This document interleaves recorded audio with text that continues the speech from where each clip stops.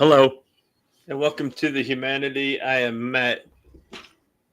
Oh, well, we're doing things with the stuff for the people. I am Matt. Oh, yeah. Now it feels right. And I'm Tommy.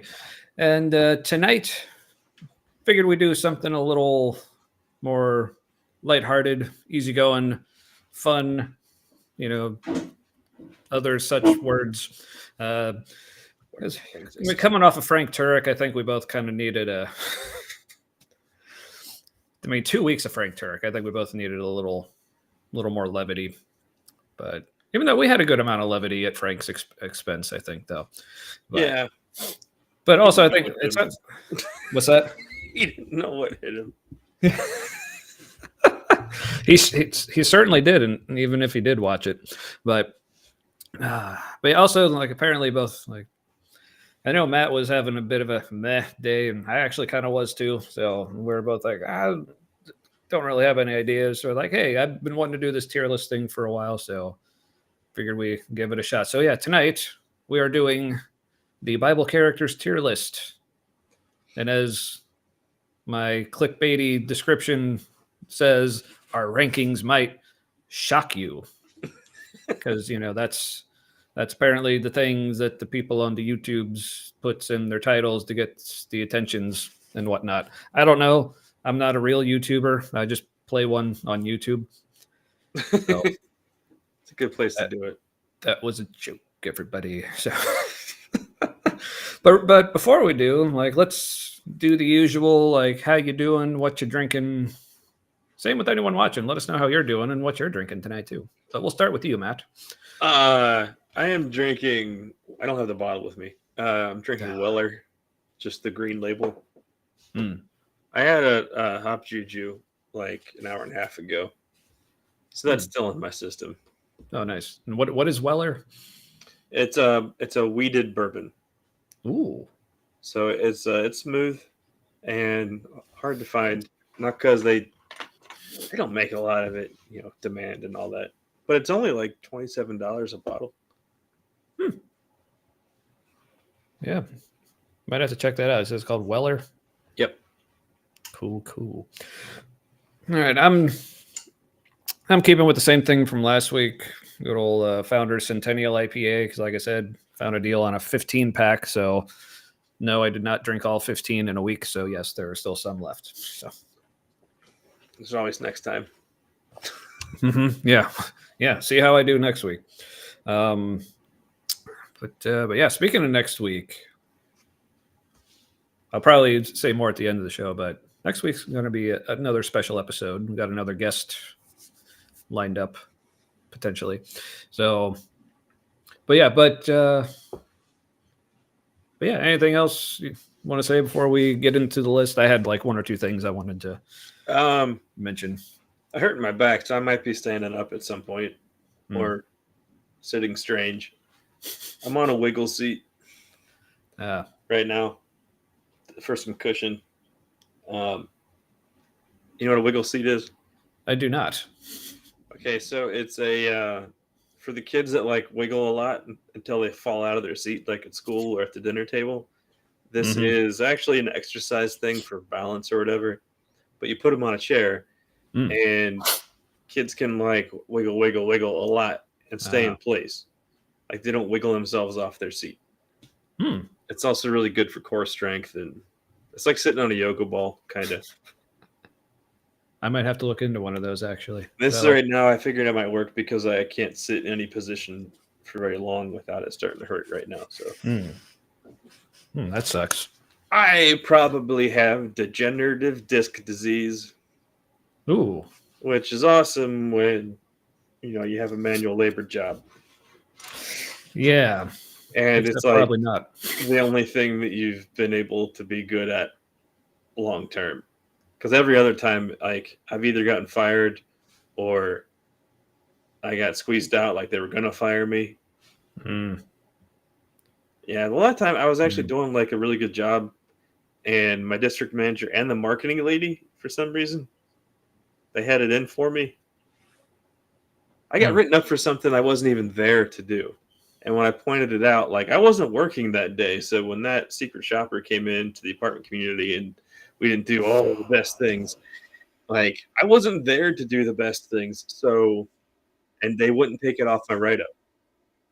And I was like, oh, so I should quit then, right? Wow. I didn't quit then. Yeah.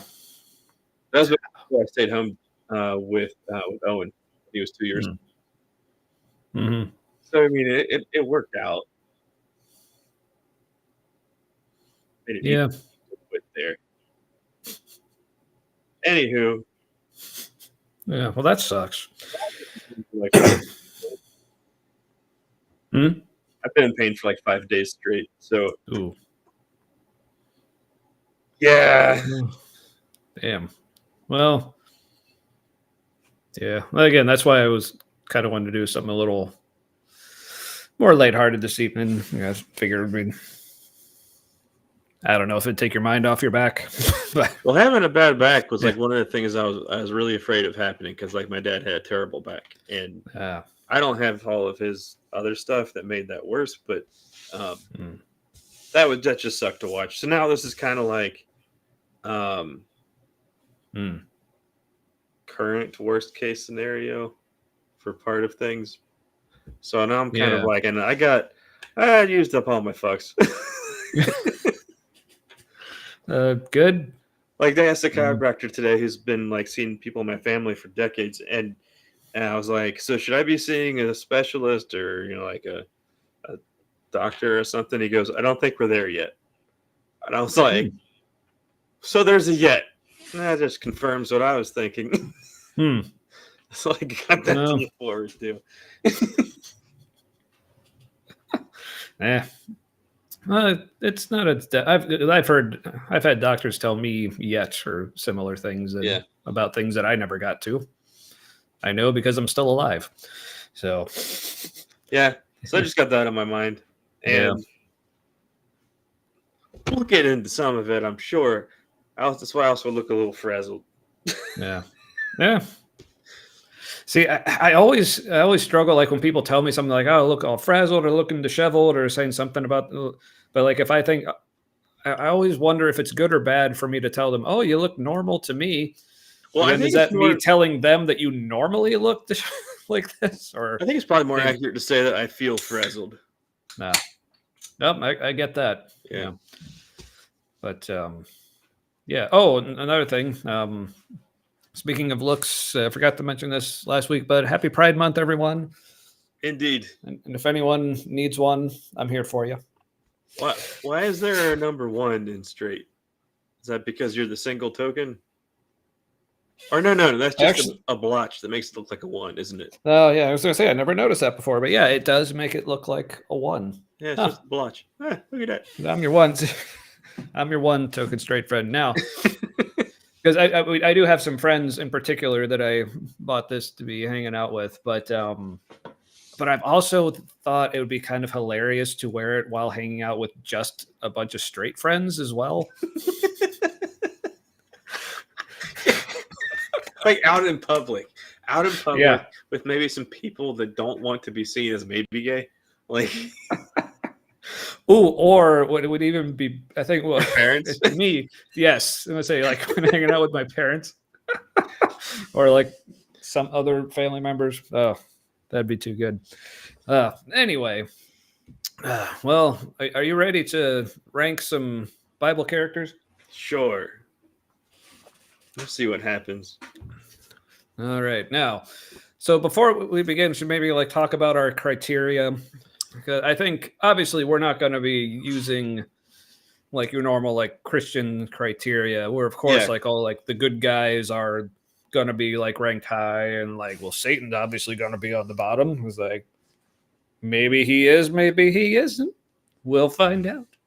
So, I just had another idea. We could. It's a new kind of ranking, right? Sort of ranking. Call it blue team, red team.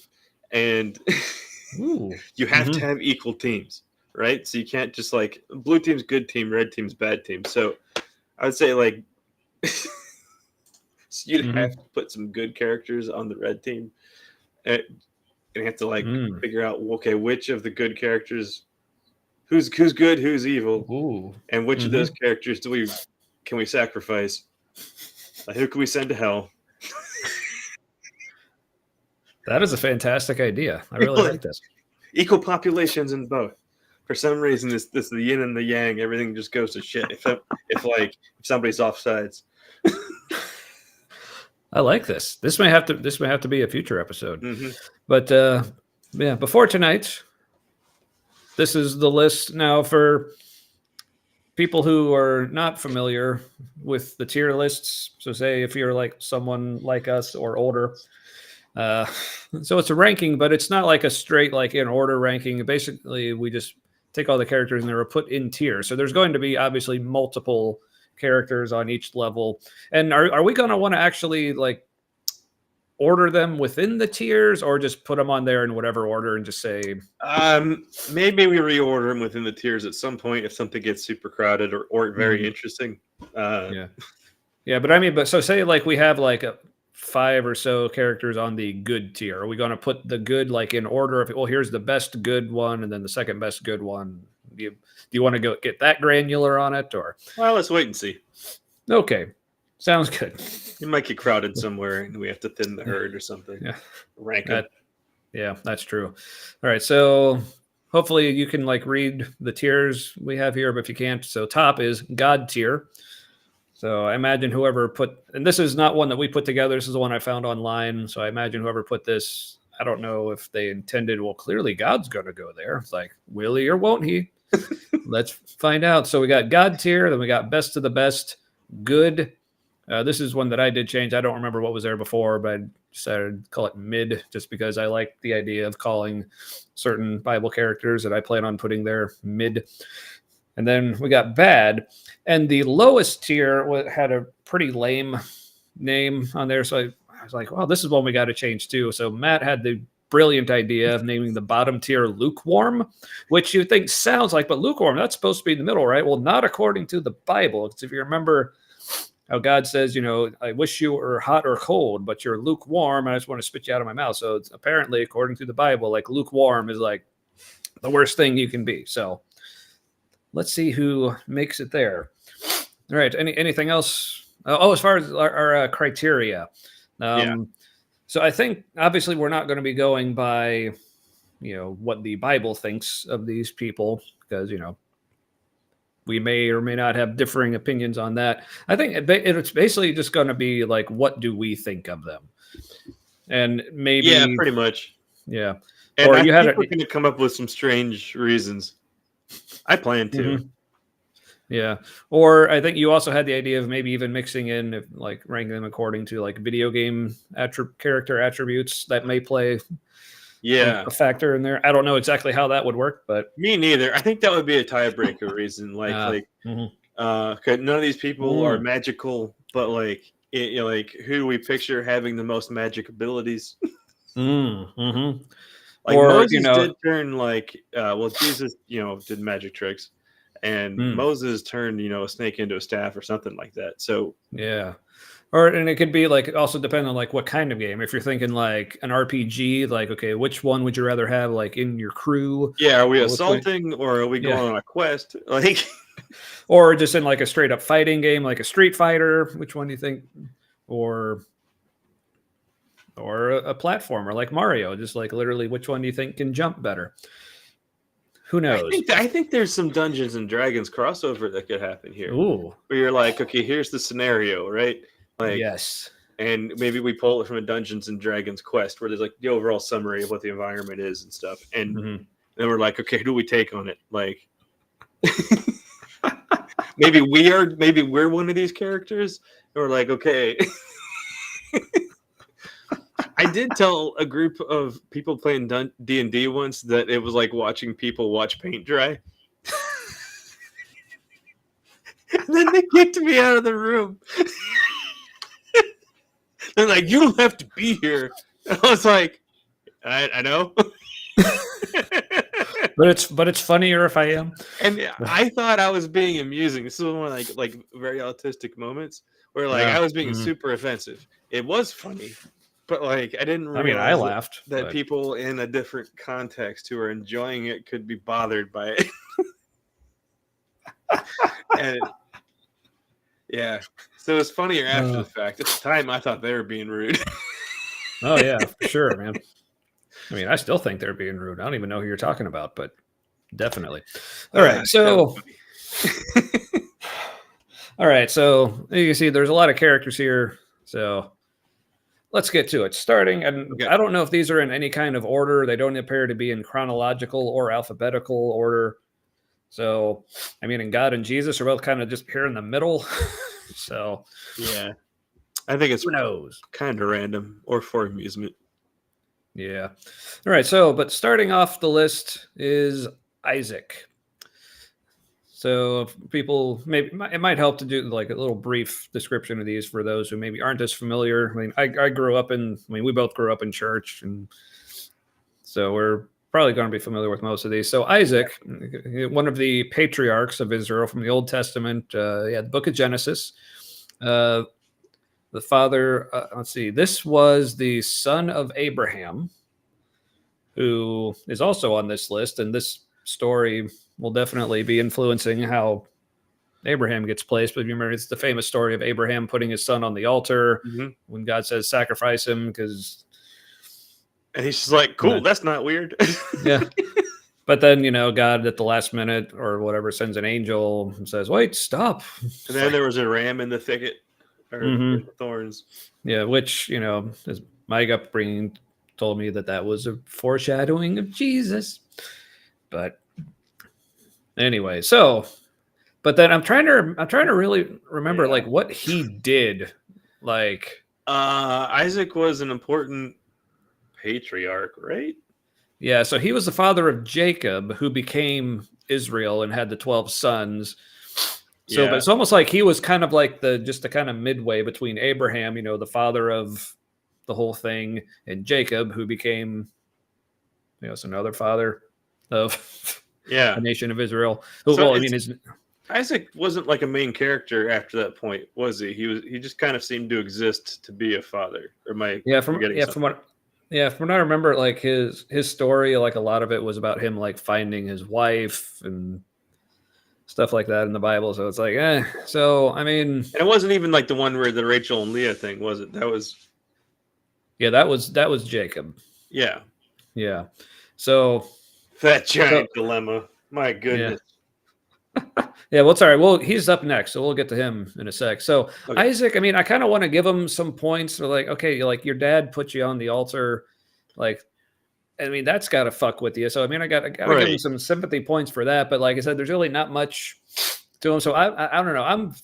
We'll kind of alternate like in what order we give our opinions. But I guess I'll start with this one. I'm just thinking mid. If for no other reason, then I don't really have a strong opinion unless you got something that's making you want to put him. All right. So he was an important, it's kind of a linchpin according to this, I didn't really say that, but like the lineage would have you believe that. Like I really want to put him in a good category because he was scarred for life to make a point. Yeah, that's true. I might bump him up. Does he have any merit on his own besides that? I mean, yeah, but if he doesn't, is that really his fault? Given what he went through. True. So I'm thinking maybe give him like the sympathy bump to the good tier. Yeah. Okay. I like how that felt putting him there. All right, now charity's good. All right, now next is speaking of his son. Well, one of his sons, because his other son's coming. It looks like some of these are kind of connected. Yeah. So all right, so we get bored with the order. Like if it's too many that are similar in a row, we'll jump around. That's what I say. I say too. So next up we got Jacob, who later became Israel, also famous for wrestling with God or an angel, but I think most people say he wrestled with God. I mean, that's actually what the name Israel means. Yeah, he's like struggle with God. And now, if God touched his hip and put it out of socket, is that him touching his hip? Or remember how there's all kinds of euphemisms for groin and like, so is he touching his hip, or is he like, is God like given like like ball taps. Like Or like some people might say he actually like grabbed his junk. just and threw his hip out of socket. My lord, I didn't even. Yeah, which like has led me to like that's one just of my out of new shock. He just has dislocated joints. Yeah, but that's led to like one of my new favorite like expletive phrases. I don't know if it's an expletive or exclamation, maybe like kind of a take on the phrases like, "Oh, well, cut off my legs and call me Shorty." And I was like, "Oh, well, grab my dick and call me Israel." So I think first of all, okay, so I think just God was like, "I'm gonna touch your hip and call you Israel." I'm gonna change your name. like You're mine. Now, so I'm so and then he also famously he was like the younger twin, but with Esau, who's next on the list, but he ended up being the one getting the blessing by tricking their father Isaac. Oh yeah, that's another thing. Like with Isaac, he was the hairless one. Jacob was the hairless one, and Esau was the hairy one. This is another one I forgot about Isaac. He like was kind of playing favorites with Esau, and apparently, okay. Do we bump him down to mid then? I think we should just because of that. Just because but anyway, I don't understand, therefore bad. Yeah. And he was like easily fooled, like just because like Jacob like just put some like sheep hair or something on his arm. He's like, "Oh yeah, you're definitely my other son." Like, come on, Dad, you got to know your kids. But anyway, but back to Jacob. And why did anybody like 25th Amendment that guy or whatever that one is where they can take the president out of office because he's just out of it. He's loony out of his head. Yeah, that one amendment where the cabinet can unanimously vote to strip him of authority. Oh yeah. So we just stripped Isaac of his good status, put him back to mid. But then again, I mean, I still can understand him having father-son issues given what he went through with his, but I said we'll leave him at mid for now. So but back to Jacob. But back to Jacob. Like I said, if mid gets too crowded and we need to bump up someone to good, Isaac will probably be first candidate. Yeah. So we'll just say that. All right. So back to Jacob. So Jacob, he's like Isaac has a lot more to talk about with this guy. So is he good? He got like being the younger twin, but then like tricking his father to get the blessing instead of his older brother. Yeah. Which, I mean, that was given, the context, kind of a dick move, but I don't mind it personally as much. Yeah. But then he's also the one who he was wanting when he was wanting a wife, Rachel. He went to like her father and said, "Hey, I'll work for you for 7 years if I get your daughter Rachel." Well, first of all, I mean, kind of a fucked up way for marriage to kind of happen, but it was the times. It's kind of how they did it. Daughters were essentially sold as property to somebody. Yeah. But then working for his father Laban, who was like a couple more down on the list here. Laban. And then so he worked 7 years, and then he's like, "All right, I'll take your daughter Rachel." But then he disguised his older daughter Leah, who apparently no one wanted to marry, and gave her to Jacob instead. But he apparently didn't realize it until the following morning when he woke up in bed, having already done the deed with her. Yeah, because wasn't he like drunk with like? Wasn't he drunk or something? Yeah, probably. Yeah, it was his wedding, of course. But that's got to be against some kind of Hebrew law, though. To like, you have the ceremony with one daughter, and then the dad like switches them, which is weird. Now, to be fair, this was. Yeah. Now, to be fair, this was also before being Jewish was really a thing. So, because the nation of Israel hadn't even started yet, and they didn't even have the tribe of Judah, which is where we get. I think that's where we get like Jewish from. Yeah, but anyway, this is but like then he dealt with that. So and then he had to work an additional 7 years to get the wife he actually wanted from Laban. And then, but he also did some like fancy trickeration with some like breeding of goats to kind of trick his father-in-law, which was clever if it would actually work that way. But it was more like he obviously. To kind of tell you that whoever wrote the Bible didn't really know how genetics worked. He thought basically having the goats stare at like certain color of like bark or whatever from trees Oh, will yeah. change the color of their offspring, because that's how things work. Well, I mean, Which, it but I seemed- mean, but here's the thing. Like- But he got it to work. yeah, So he's just really good at the wrong things. Like, yeah. So now, but so I'm thinking at least put him up in best of the best tier, if just for the story of like, okay, he wrestled God and was winning, and God had to cheat to beat him. Now, so does that actually put him in God tier if he can beat Oh. God? Well, but did God let him win? Well, no, because he didn't win. God had to cheat to beat him. That's right. So, But if is it cheating if God does it?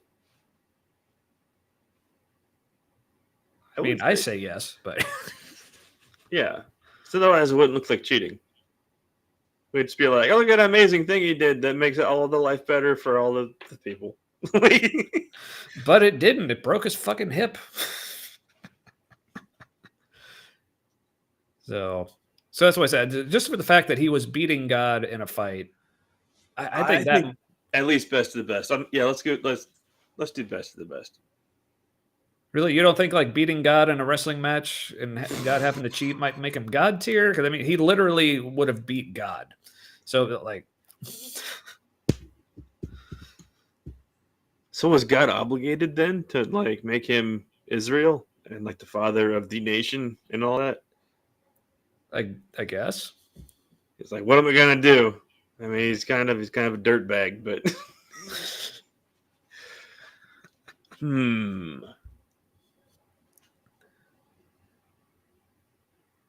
Okay, yeah, we could do God tier because in my head, my hang-up was I was thinking there can only be one person in God tier, but that's that's just the monotheism programming. Yeah, yeah, yeah. Don't worry. Like this will be a polytheist tier list. Yeah. All right. Next up, Esau, Jacob's twin brother Esau. What did he do wrong? Did he do anything wrong? Well, he just kind of got screwed over. He got really hungry and sold his birthright to Jacob for a bowl of soup or something, which is, not the smartest thing. Is that ever, lukewarm? Clearly that guy's he's a wanker. Like, I don't know. He always struck me as more just like lovable oaf. Right. I was gonna say more sympathetic. Type. Yeah, which I mean that's because like other than that, it's him just like being sad about that, but then like obviously being like, and then once his brother Jacob like tricked Isaac into giving him the firstborn's blessing, then like he like wanted to kill him and like drove him off, and that's when Jacob ran away with doing the whole thing with Laban and his wives and everything. But then when he came back, like Jacob was like expecting, oh, Esau's going to kill me, but Esau was actually, no, you're my brother. Let's embrace. Oh yeah, so he's at least good, I think. Yeah, I think let's just put him up in good. He's better than Isaac. Yeah, because we still got a lot to go, so I'm fine with just good. For Esau. Right, next is another one who's come up already in the story of Jacob, Laban, who's the one who gave Jacob the wrong daughter. The daughters. Yeah, I think he's probably bad. Yeah, I every time I hear his name, my brain thinks labia at first every time, and then the person says bin, or like bin, and I'm like nope, and then I'm just left with like this nothing picture in my head. Huh. No, a beard pops in my head next. Yeah, so he does have a beard. It's just labia. I mean, that's me with like beard. So not shaven. That's cool. No, it's not. It's just like boop, boop. It's like different pictures. Oh, okay. And my brain just is like, well, that was nothing. Yeah. It's like, well, labias are cool, but yeah. So I won't put him all the way down in lukewarm because yeah, you give him shit for like giving him the wrong daughter, but you also got a thing in that day is like. No one was wanting to marry his daughter. That was going to be very bad for her. So he's kind of doing her a favor. So, he's just, he's just trying to be a good dad, maybe. But yes, it was still a dick move. Well, he's so, yeah. ingratiating himself also. It was a Yeah. weird kind of like he's giving him 2 for the price of 1, really. Oh no, but he had to work another 7 years. So it's 2 for the price of 2. Yeah. Or 3, because because he made Jacob sleep with the wrong woman. Yeah. Oh, so he kind of It's like he made his son-in-law basically like sexually assault someone. Well, no, because I'm sure Leah was probably fine with it because, like, she was, wanting a husband. Right, but did she want that husband? She didn't have a say anyway. Yeah, I mean, neither did Rachel, I assume. So, yeah, which like I'm fine putting him in bad because Okay, like as yeah. as bad as that is, it's gonna get worse. Yeah. So, All right, let's keep going. Yeah. all right. So next is his second daughter, which he eventually gave to Jacob, which is the one he actually wanted, Rebecca. Honestly, I don't really remember any details about her. I think she's the one who gave birth to Joseph, which ended up being Jacob's favorite, Mm-hmm. and then Benjamin, who was also his favorite after Joseph was sold by his other brothers. So yeah, Rebecca. I don't know if you remember. You have anything to say She was about the her? favorite. She was the beautiful one, according to Jacob. Mhm. She seems to only be noteworthy in the Bible because of her male offspring. Yeah. No, so I guess just based on like not really knowing anything, I'd be tempted to put her in mid, but honestly, I kind of want to bump her up to good just Yeah. because like if there's anyone on this list who doesn't have anything bad for us to say about them, that's kind of remarkable.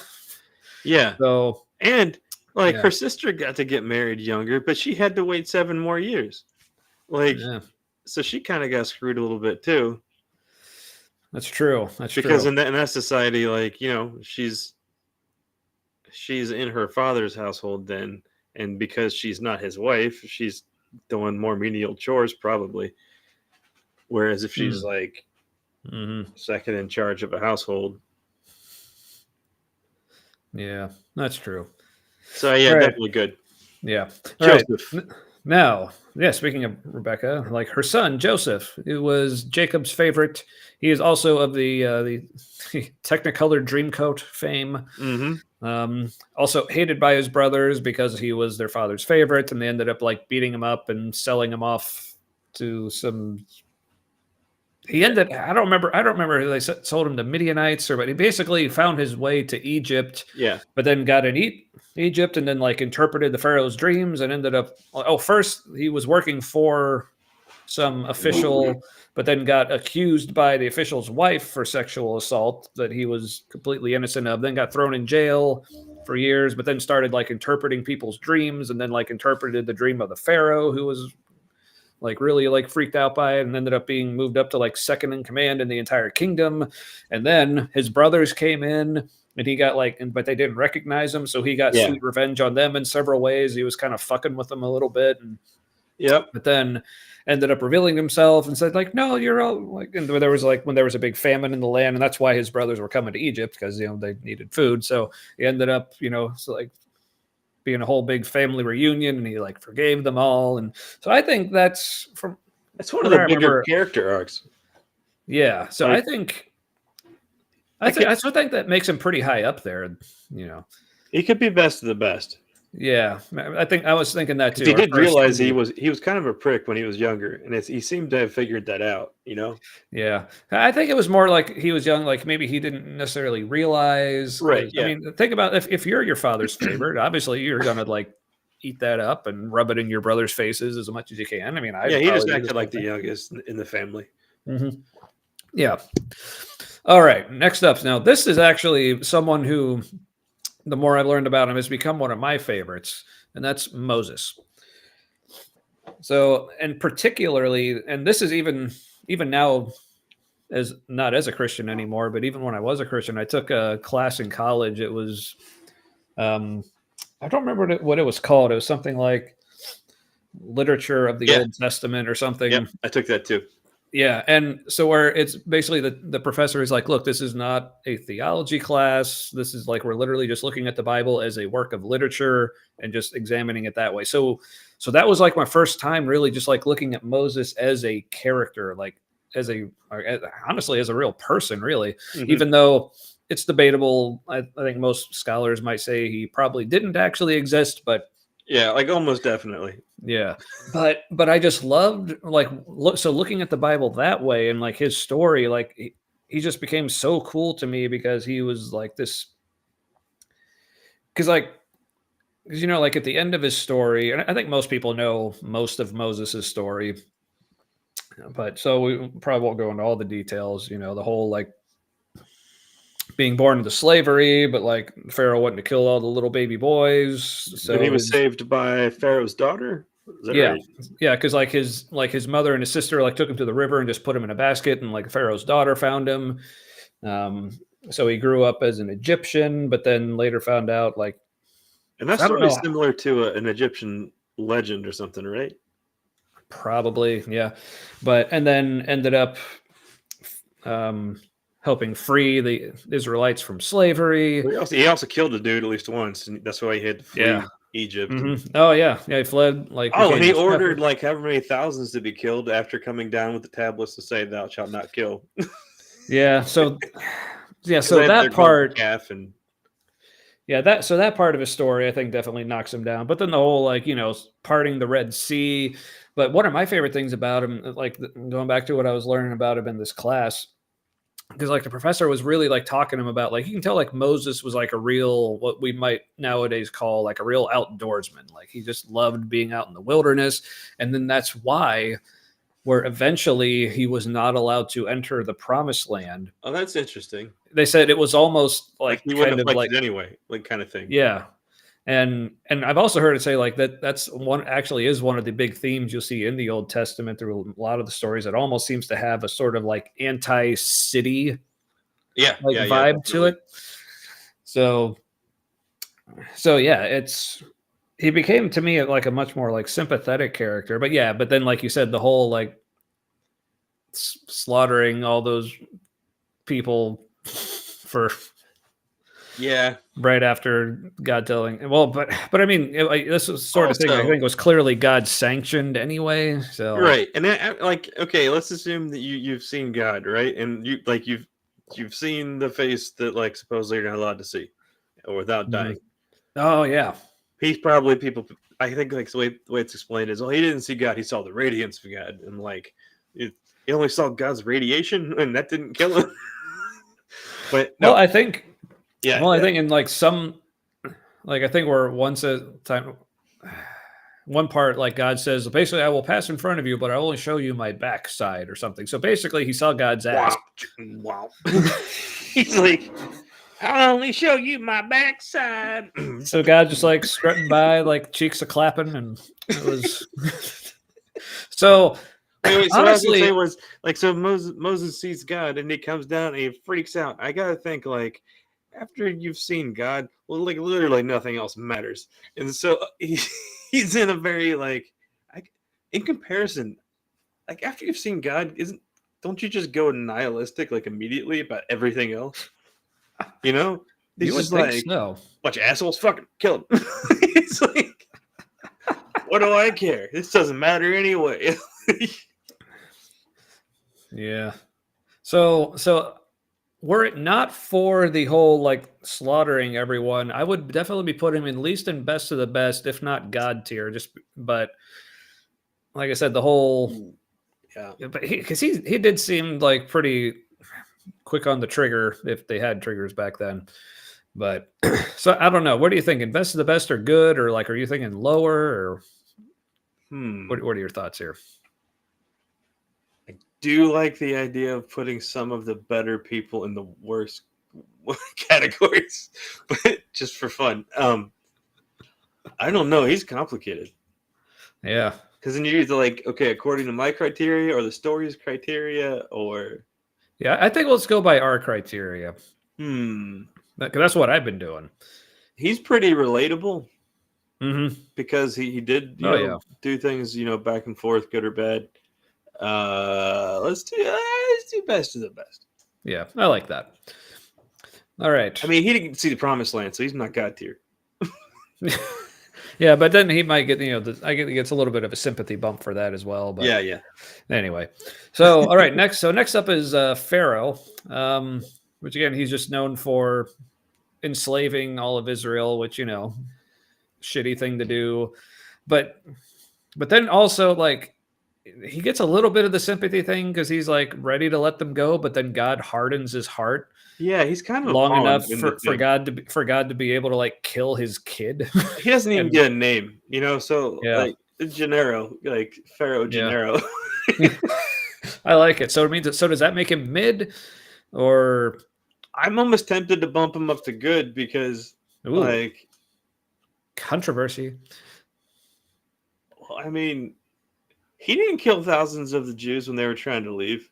God did that later. Oh, that's true. Yeah. I don't know. There's also mid because he doesn't have a name. So like, hey, let's keep him mid. Yeah. All right. I like that. All right. Next. I like that he's not bad. That's funny. Next, Aaron, brother of Moses, first priest of Israel. Speaking of the golden calf incident, he's the one who made the golden calf. Now, I think he was like under the coercion of other Israelites, but he gave into the peer pressure. Other than that, I don't really remember too much else. I think he was like God also had him go along with Moses to talk to Pharaoh because Aaron was better at talking than Moses or something. So it is really impressive that like he didn't get killed after the whole calf incident. Yeah, that is. Oh, maybe a little. What's not nepotism? What's the word for when it's like brother favoritism?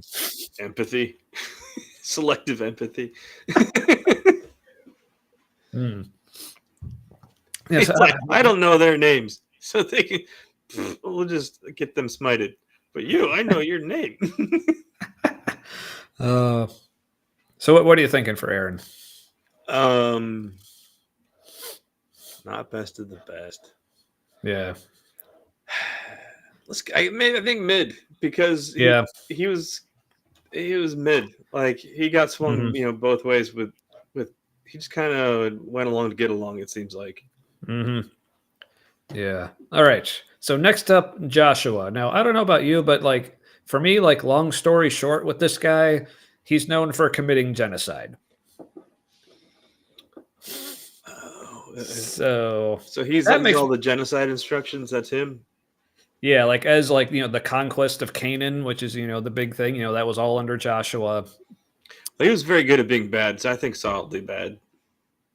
Yeah. I'm tempted to put him in lukewarm just because fucking genocide. But we'll see who else. But we'll see who else gets put down in lukewarm. Let's put him down there for a placeholder right now. Yeah, just so we have some genocide thing. Yeah. Now speaking of part of the Joshua story, Rahab, if you remember when the attack on Jericho, where the walls came tumbling down. Oh yeah, they sent with the heart of gold. Yeah. So honestly, I'm thinking God tier because she's like, because they literally couldn't have taken that city, right? Yeah. Now that also makes her like a party to genocide, but. Ooh. But I also like the idea of like making the prostitute God tier. But yeah, man, she really could go both ways. Yeah. But I don't want to put her in mid. I'm enjoying the hypocrisy of us putting like the guy who did it in lukewarm and the woman that helped him maybe facilitated the whole thing, not putting her in. I do kind of like that. Yeah. I'd say best of the best or good. What are you thinking? Ooh, I don't know. I can go either way on that. Let's go good. All right. What we got next? Obadiah. Deborah. I can't read that. The one female judge. I honestly don't remember a damn thing about her, but. For fighting the patriarchy, maybe. Yeah. Okay. He'll put her in best of the best. Sure. For being thorn in the side of the patriarchy. Yeah. Where you, Now, someone like I'm people going to can go back. well, what about Deborah? You know, she was a Yeah. judge. It's not above the priests, Mm-hmm. right? So we can't have women like priests or pastors now, supposedly in most church, like a lot of churches. Yeah. Weirdly, not in the one we used to go to. That was okay there. Yeah. Which is, But- definitely. But maybe remember, you're welcome until you aren't, and so there's a hierarchy. And so I think she's welcome to be, a minister or a pastor, but not the head one. Like she can't be in Oh, charge. certainly not. Certainly not. My goodness. Yeah. It would just be too attractive to all the men. We can't let a woman be that attractive. Yeah, so they would all be stumbling. So. Oh my goodness, they wouldn't know their left from their right. All right. So speaking of judges, next up we got Gideon. No, he's not the one that he's too. probably, but no, actually, well, yes and no. But I will say, like, first, he's not necessarily the one who puts all the Bibles in your hotel rooms, but they did name themselves after him. I still really don't understand why they named themselves after Gideon. Now that I think about it, So there's Gideon. There's Gideon's 300 or some kind of Gideon's group of, I don't know, special mission people. Yeah. Anyway, so as far as him committing genocide, now that was more. He fought against, I think, what was an invading army. So someone else who was oppressing Israel, but also from what I remember, they didn't actually fight. That was more of just where they just had like the small group of just like a couple hundred dudes, and they just like cracked their pots with their torches and made a bunch of noise and threw the enemy into confusion. They all kind of ended up killing each other, kind of thing. So, but what I love about Gideon, well, he had victory over the Midianites. Yes. So that was part of the genocide a bit. Well, there's an instruction in the Bible that like supposedly like stands until this day, where like if you see a Midianite, you're supposed to kill him. Yeah. Well, but from what I remember, though, at this point, I think the Midianites were like occupying or something. Because I remember when God found him, he was hiding because he was afraid of the Midianites. So if you were there first, you can do a genocide in the Bible. Yeah, apparently. Okay. But there are a couple things I really like about him, going back to all my issues with like specifically divine hiddenness and like wanting evidence from God, but everyone telling me, oh, you can't expect evidence. That's not how God works. Well, this dude, first of all, God actually showed up and talked to him. So, I mean, what's that? But even then, when God told him, oh, you need to do this and go fight and whatever, he's like, I still need some proof. So he asked God for signs, and God gave them to him. So I just like him for being the example of being able to ask God for proof and getting it, and then throwing that in people's face when they tell me not to ask for proof. So something at least good. Yeah. For that. I mean, that aspect of him makes me want to put him up in best of the best, but yeah, I can find either one, and then maybe by comparison later he gets reshuffled. Yeah. See, now I have a feeling there's going to be a lot of good, so I think when in doubt, between the two, I might just bump him up. But like I said, we may shuffle this around later. I think he might be one of the ones again. If best of the best ends up getting crowded, he might go down. But yeah, we'll see. Okay, Samson had the long hair. Mm-hmm. He had the roid hair. But it was God roids. Oh yeah, it was God the whole time. Which I love, like calling it God roids makes it sound less like we're doing a play on steroids and makes it sound more like, in my mind, makes it sound more like a play on hemorrhoids. Mm-hmm. So yeah, the God roids. Yeah. But yeah. But then there's something that was pointed out to me recently. He was screwed over by Delilah, wasn't he? Yeah, like cut his hair, and then his eyes ended up getting gouged out. And Bible says, but also trust women. Yeah. And then I think he went on a killing spree with a donkey bone or something, like slaughtered like 1,000 Philistines. Which I don't think he even sharpened it, did he? He was just Yeah, it doesn't say. It's Or like, how big it was. It could have been just like something the size of his pinky, and he was just real proficient with it. yeah, I mean, I think I said it was the jawbone, but didn't say how Oh much no, of it the wasn't. jawbone or. They are a little pointy. Yeah, and it's got the teeth on it, maybe. Oh, So. that's just wicked though, because you know he's jamming in that like the pointy like front end with it. And it's just got all those teeth, like it's a serrated Mhm. blade of teeth. That's so metal. Yeah. So what are you thinking? That does that make him best of the best or good or what you thinking here? Oh, he didn't do much wrong, did he? He was kind of a pawn in the system in a way. Yeah, a bit. I kind of like best of the best because All right. it makes me want to get like a donkey jawbone sword. And I'll go as Samson for Halloween with out there with Owen, and I'll just have like this giant donkey bone sword, donkey jawbone. I love it. And that's also he speaking of that of which, that story is one of my favorite. If you've seen the whole thing about like take a Bible story and turn it into a Florida man headline, that was one of my favorites. Like Florida man goes on killing spree with donkey bone. Because it just works so well. All right. Ruth. What did she do? I think she was a Midianite. Oh, she's kind of a big deal. I don't remember her doing anything that I even now like think was like wrong. But I think she basically she was living with, I think it was like her mother-in-law, Naomi. I think that was her mother-in-law, who was. I don't remember if Naomi was a Hebrew but she basically ended up going back with Naomi like to Israel, I think, and then yeah, she's in the lineage of Jesus. Yeah, and she ended up like seducing Boaz or whatever to get married, and yeah, I think she's in the her story. She relative just too.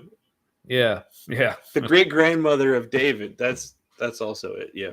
Yeah. So, and I think in the story, she's basically like just known for like her loyalty to family and it's like good character. So I don't remember her doing anything bad. So I'm fine putting her in good. Yeah. Yeah. All right. Hannah. Okay. Well, maybe I feel like some of these, like, you need the ones after them to explain it. So maybe we'll do Eli and Samuel first and then get to Hannah. I am drawing a blank on Eli. Well, so Hannah was Samuel's mother, and Eli was the priest that Samuel went to, like, be with to be a priest. So basically, I feel like all three of these, like, their story kind of goes together. So Hannah was like praying for a child because she just couldn't have kids, and then God basically said, okay, I'll give you a son, but then you basically have to give him back to me to serve as a priest. So that was Samuel was her son, and then she sent him to be with Eli, who was the priest. So so I guess that's all I remember from Hannah. So I guess we can just go ahead and rank her first. Yeah. Right, so you'll put her in mid because she's which I mean that's cool. Like she wanted a kid, she got it, but then she like immediately had to give it up, and she was fine with that. Which again, all right. So so Eli is the priest that he sent her son off to be with, and I really don't remember much about him either, other than like he just trained Samuel to be a priest. Apparently, he used to be a big deal. Yeah. Otherwise, they wouldn't have mentioned him. I don't know. I mean, it can't be that important. Him and Samuel have the same picture. Yeah, so I'm fine with mid for that. Yeah. So then Samuel, Hannah's son. Yeah, he's probably better than mid. Or is mid? Can we just be like they just didn't? They just weren't all that important. We'd like no. But what I love, so the like, as I'm still a bit of an anarchist at heart, what I love about Samuel, he was the one basically telling Israel, like, look, you don't want a king. Oh, like, yeah. Like, really, you don't want a king. So, and then he also ended up coming back later as a ghost, like after he died. Oh yeah, wasn't he conjured back by some Yeah, because like, but so Saul, I think lady is or on here something? somewhere. Yeah, so like, yeah, Saul, he's actually next. Um, so because he's the one who anointed Saul, and then also later anointed David to be Saul's successor. So Hmm. I don't know. Coming back as a ghost, he's the only one who did that. no, that is true. That is true. I mean, not even Jesus came back as a ghost. Yeah, and he was summoned by a witch. Yeah. So I mean, so basically, so I don't know if I wish the witch was on here because she would probably be god tier. Yeah. Like I'm bringing people back from where God sent them. So so I I don't don't. I know. think it at least good. I don't know if I could do best of the best. yeah. Just All right. for having like an only thing. And that's that Mhm. scene where the witch calls him back from the dead and he gives advice to Saul, right? Like Yeah. Hmm. that's a big monkey wrench and all kinds of apologetics. Oh yeah. Hmm. You're like, oh, that was, for a time and a place, and like, or maybe that was one of the things that didn't really happen like that. Like, See, I grew up. I got the version I was told was like, oh, that wasn't really Samuel. That was like a demon or whatever because it was a witch. So witches, if they summon something, it's obviously a demon. But right, I but was didn't like, Saul take his but advice? but no, but also the story doesn't say that. The Right. story just says it's Samuel. So if you say it's a demon, you're calling the Bible a liar, which Yeah. I'm kind of cool with. So that's another aspect of the story that I Like love. So yeah, God said in the Bible, like apparently if you've believe that, like God said this is Samuel, and you're gonna be like, that wasn't really him. And it's like God's just being silly. what a silly person. Yeah. So right. So speaking of that story, Saul, another character I became way more sympathetic to like post Christianity. Because you got to think about it. It's like, okay, this was the first king of Israel. If I remember the story correctly, he didn't actually want to be king. Like when he was like nominated or whatever, and all the people said, "Oh, Saul." So when it came to like the official anointing ceremony, they actually had to go find the guy because he was hiding. He's like, "I don't want to." So And he and then kind of like got he twisted by making himself do something that wasn't him, basically. yeah, and so then he gets into the and like takes the throne and then like ends up messing up a lot, but it seems like he's like trying to do the right thing, but keeps like fucking shit up. But it's like I kind of can't blame the guy because like he didn't want this Yeah. anyway. And then And maybe he didn't want it partly because he knew like what it would do to him, or he was afraid of what it would do to him. oh yeah, and if I remember one of the stories correctly, one of the things that got God angry at him was he didn't kill enough people. It's like Oh yeah, he left. like God told him like kill everyone, but then he just like kept some people alive, and God was like super pissed about that. Oh, I'm tempted to put him in So best of the best, at least maybe God tier, because he didn't want yeah, any part of any of it, and he hmm tried to do the right thing, like according to what I would say is the right thing. yeah, and then again when he like, and then like near the end of his story, like on the eve of a big battle, he's like look, God's like abandoned me. I need some advice, something to do. So that's when he goes to the Witch of Endor to like summon Samuel to get some advice. And that's when Samuel tells him, like, hey, you're gonna die in battle tomorrow. And then this was another thing that came, another story we talked about in that class I was talking about, like literature of the Old Testament. And this another just aspect of the story I maybe noticed but didn't really think much of. But the professor pointed out, like again, really made it, kind of hit like basically it says, I don't remember the exact wording, but in the story it says like right after he finds out that he's going to die the next day, like him, like the witch and like whoever's there with him, like they all just have a meal. So it's all like, oh, you're going to die tomorrow. You need something to eat, dude? Let's have dinner. Let's so that was kind of a cool moment. So yeah, I like Yeah, yeah, I mean, I don't know if it's quite enough to bump him up into God tier because it's I think more best of the like best. yeah, because I think the people in God tier, like it's like I said, it's more like things just happening to him and him just kind of enduring. I think God tier is maybe more reserved for the Like people who refusing. actually like more like proactively are doing awesome things. But Yeah, yeah, like beating God in a wrestling match, like that gets him up there. All right, next. yeah. It says Jonathan, but I think it's supposed to be Jonathan. I don't know. Anyway, I mean, with this being Pride Month, makes me want to like bump him up a little higher. But Oh yeah, because he was yeah, I David's mean, special friend.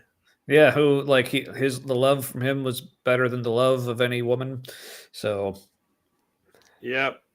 and I don't remember anything bad about him either. I remember like because I remember so this was He kind of seems like maybe he was the best influence on David there was. yeah. So also another thing, another intrigue with this is he was Saul's son. So ostensibly Oh, was going to be like next in line for the kingship, but then David gets anointed, and he was like, "Oh, I'm supposed to be king. Fuck this dude." But no, apparently they were best friends slash, you know, more than best friends with benefits, perhaps. But so I think that was really cool of him to yeah. like not hold that against David. So now like I think so I'm best of thinking, the best. yeah. So now this is getting crowded. Who did we say we would bump down if this So I'll started bet it getting? couldn't have been easy to be Jonathan. Yeah, obviously, yeah. So and you might have to remind me who I said we might bump down if best of the best was getting crowded. I want to say either like maybe Deborah or Gideon, Samuel, maybe I don't remember. Yeah, we'll get to it. We still got quite a few to Well, go Samuel here. came back as the ghost, right? Yeah. Oh, yeah. That was yeah. Samuel's definitely best of the best. Yeah. That's. I I can think it was see Gideon either. or Samson coming down. Yeah. So we'll see how this goes. All right. Okay. Next up is Adam, which again, Hmm. according to the story, Hmm. this is the guy who. Well, he was kind of spat out. Is he lukewarm? Well, no, because I still think. I mean, I still hold him in like higher regard because again, it's like Yeah. God basically lied to the guy. He was doing. They were both doing the best they could. Mm-hmm. Like they didn't even know what sin was. They didn't even know that like knowing Mhm. good and evil would be sin. Like Right. God didn't really like describe. They don't even know what death is. Come on. You will surely die. And they're like, sure, whatever that means. Like, I guess you'll tell us if it's important what it means. Like, Yeah.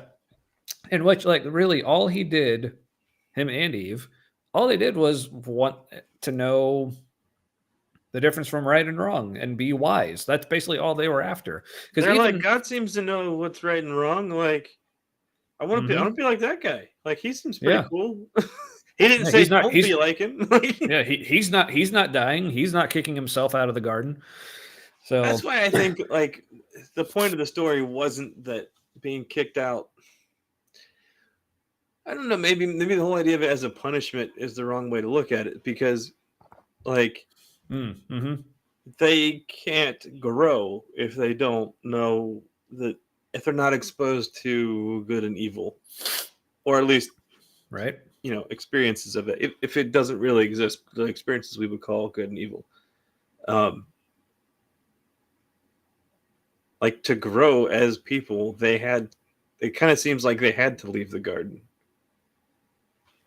And so maybe reading it as a punishment was the wrong theology. It's like this is what happens when you know good and evil. You live it, but also you're more of an independent agent. You know. Mm-hmm. Like Adam and Eve, like would they have been able to sin had they not decided to eat the fruit? Because I kind of feel like eating the fruit, that was, if we're gonna talk about sins, eating the apple was just like the act. It was just like an example. Like according to the story, like the sin should have already happened. Like the decision to not trust God would have been the sin of the story, not the eating of the apple. Yeah. Mm-hmm. And I used to like to point out that Eve added something to the answer. Like she said, when God said, "Don't touch any of them," and so I was kind of like, "Oh, that's." Somebody pointed out once that's kind of like the first instance of religion in the Bible. Is because that wasn't what God said, but this is something that a human had put extra around it. So I used to like point that out. That like, no, that was the sin. Adding to it, saying, "I know that," because that was like she was already saying, "I know good from evil." You know what I mean? She wasn't just Hmm. accepting things as they are. You know? Mm-hmm. Yeah. So, yeah, and again, I think it's something I mentioned maybe last week, or the week before. Like one interpretation, I've heard like lots of interpretations. Oh yeah, I There think are I so remember. many different ways to interpret that story. Is like, so It's kind of why it's what? great. Yeah, what God was apparently in the story really angry about, even though like what Christianity says, like, oh, the reason God was angry is because they sinned, and sin brought like imperfection and impurity, and God couldn't have that in His garden. He had to kick But him how out. could But in they the have sinned story, if they didn't know good from evil, and the sin was but the consequence of doing it?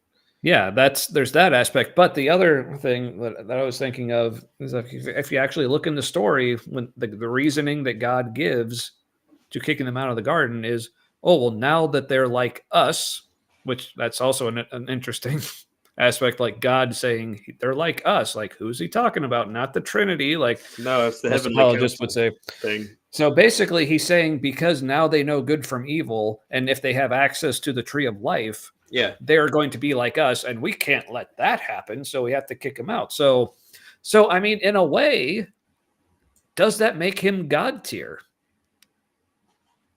Oh, because he was a threat? Yeah, because now he has the knowledge of good and evil like God, but then since he didn't have access to the tree of life, does that like bump him out of God tier? Well, they had to kick him out because being in the garden made them a threat to So similar to the Jacob. heavenly whatever. Yeah, so similar to God having to cheat to beat Jacob at a fight. Yeah. I Yeah, don't know. You thinking God tier? I'm thinking God tier. I didn't see All this right. coming. Yeah, me neither. This is I didn't. I mean, I knew Think about I that. put it. Think about that. He Adam is like a total like Ahab in the story, right? Yeah. And Oh, and we'll get to him later too. yeah, like yeah, because his wife is like, hey, you should look at this. Uh, or her husband, who was there with her when this happened, he didn't say anything or interject like, hey, I don't. We weren't supposed to he's just kind of like, okay, and didn't speak up even for himself. I'm not saying he had to be Mm, in charge of her, like that's not what I'm right, saying at right. all. Like he didn't speak up for himself. And then she's Yeah, like, here, eat this, and he seems to have like not put any thought into it. And yeah. or if he did, I mean, like that's kind of God's fault for making vaginas, let's be honest. It's like, I Uh, didn't even know I wanted that, God, until like 7 days ago and shit. Like oh man, but yeah, man, that's quite the upset. I mean, I know I put in descriptions that the results will shock you. I didn't know the results would shock me too. This is something. All right. Well, we're not even like close to halfway through these yet. I don't think so. let's grab some interesting ones. All right. So, well, next is David.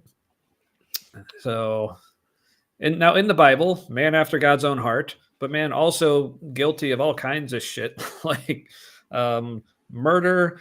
Uh, He's used to justify a lot of dick behavior. yeah. So I am definitely not putting him above mid because I definitely have an overall negative Yeah, I'm I'm view on I'm the fine guy. with bad. Bad. I think his impact on society and I mean, dude, there's a lot of stuff happening. Okay, Yeah. Keep talking. I need I'm another beer. I'm gonna not say certain words because we definitely won't get this video searchable if I. All right, modern day in the Middle East. There's something happening right now that like can only happen if, as a culture, you take genocidal stories real seriously and like Mm-hmm. instructively, Yep. and everybody's looking for a David prime minister or president. I forget what they call him. Mm-hmm. Yeah, I think there's just his stories didn't facilitate a lot of great things. I mean, I've even seen. I remember from Bible study days, not like before smoker Bible study. That's what I was calling them, Bible studies, and um, people will be like, "Oh, you really screwed up in your life," but David really screwed up in his life too. It made Right. atrocities okay. Mm-hmm. I just Yeah. Yeah, because that's kind he of was fine. yeah, that's kind of not okay. One might say bad, even. So, Yeah, I probably used a lot for white privilege. Also, that's my guess. oh, for sure. All right. So yeah, he's firmly in bad. All right. It's firmly in bad. You want to All right. skip Goliath, or we? Well, actually, I'd kind of just want to put him in bad as well, just right next to David, because I mean, 'cause part of me thinks that's funny, but also, I mean, it's another one of those characters like he's just there, just kind of being a dick and a bully, and then kind of gets his comeuppance. Like, what would have happened? I mean, Why he did gets his David ass have to kicked by a fight him? little ship. What's that? Like, why did David even have to fight him?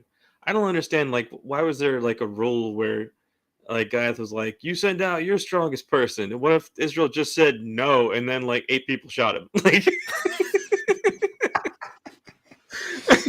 Like an Indiana Jones kind of moment, in the square. Well, I mean, that kind of ended up being what happened, I guess. Like he just David essentially just shot him with the sling, but like a chariot just runs over him or something.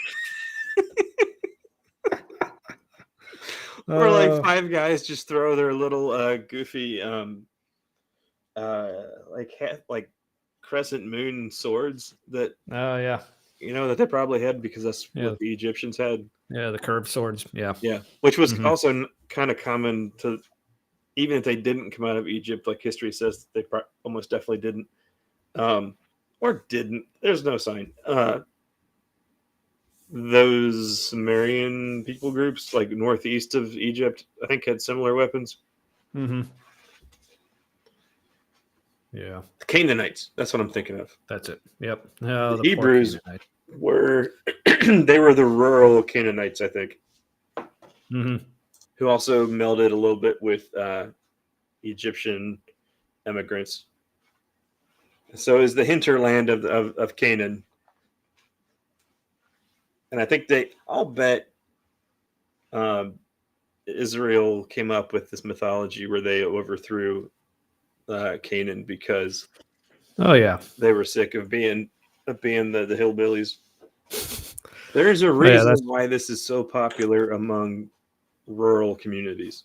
It's just baked into it. Mm-hmm. Oh, for sure. Yeah. Yeah. So many thoughts on that. I think it'd be a whole episode. All right. So back to the kings with Solomon. Solomon was wise. Son of David. We're told. Also, apparently wrote what is now like post-Christianity, probably my favorite book of the Bible, and that's Ecclesiastes. Did he write that one too? I knew he wrote Proverbs, right? Yeah, most of Proverbs. Yeah, and I love Ecclesiastes for the nihilism, but I'll have to read that now. Yeah, I mean, it basically starts saying meaningless, everything is meaningless. So, but then he wraps it up. But so basically, he goes through the whole book saying like why everything doesn't matter. It's like, okay, great. But then he ends it because this is how he has to end it because it's a book in the Bible. He says like, so the true meaning of life is basically obey God and keep his commandments. It's like, you had me and you lost me, buddy. So his main argument is might as well. Like nothing else matters either. Might as well be this. Yeah. So again, there's the part of me that's interesting. Wants to take like, Solomon, the wisest man who ever lived, wrote books of the Bible and just kind of put him at mid because I just think that's funny. But a lot of it's really applicable though. There's a lot of wisdom there's a lot of bad wisdom in Proverbs too. Like, beat your children. Yeah. That's not cool.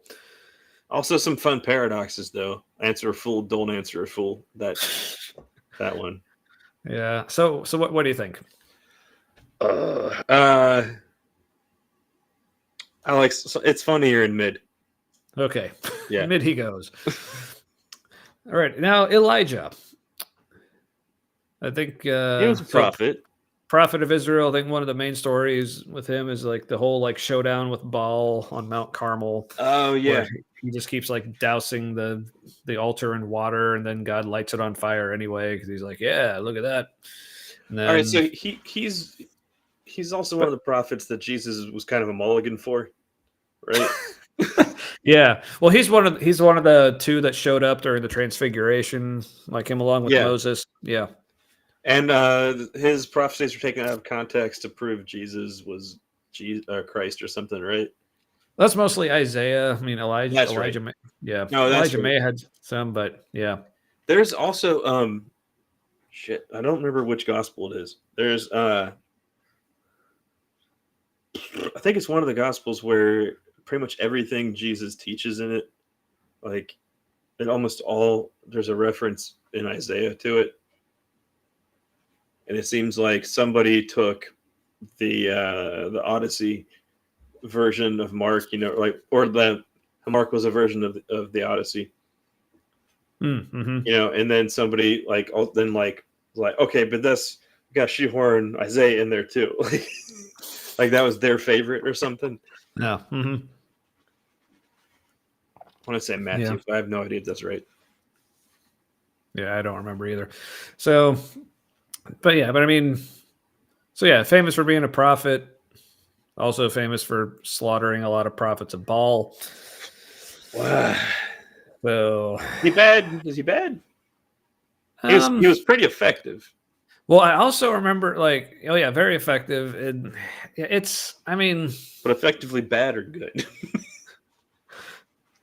Which, again, like, there's probably so many of these, like, just for the giggles that I'll give myself, like, I feel like I'm going to want to do this a lot, just like put them at mid, just because I find it funny.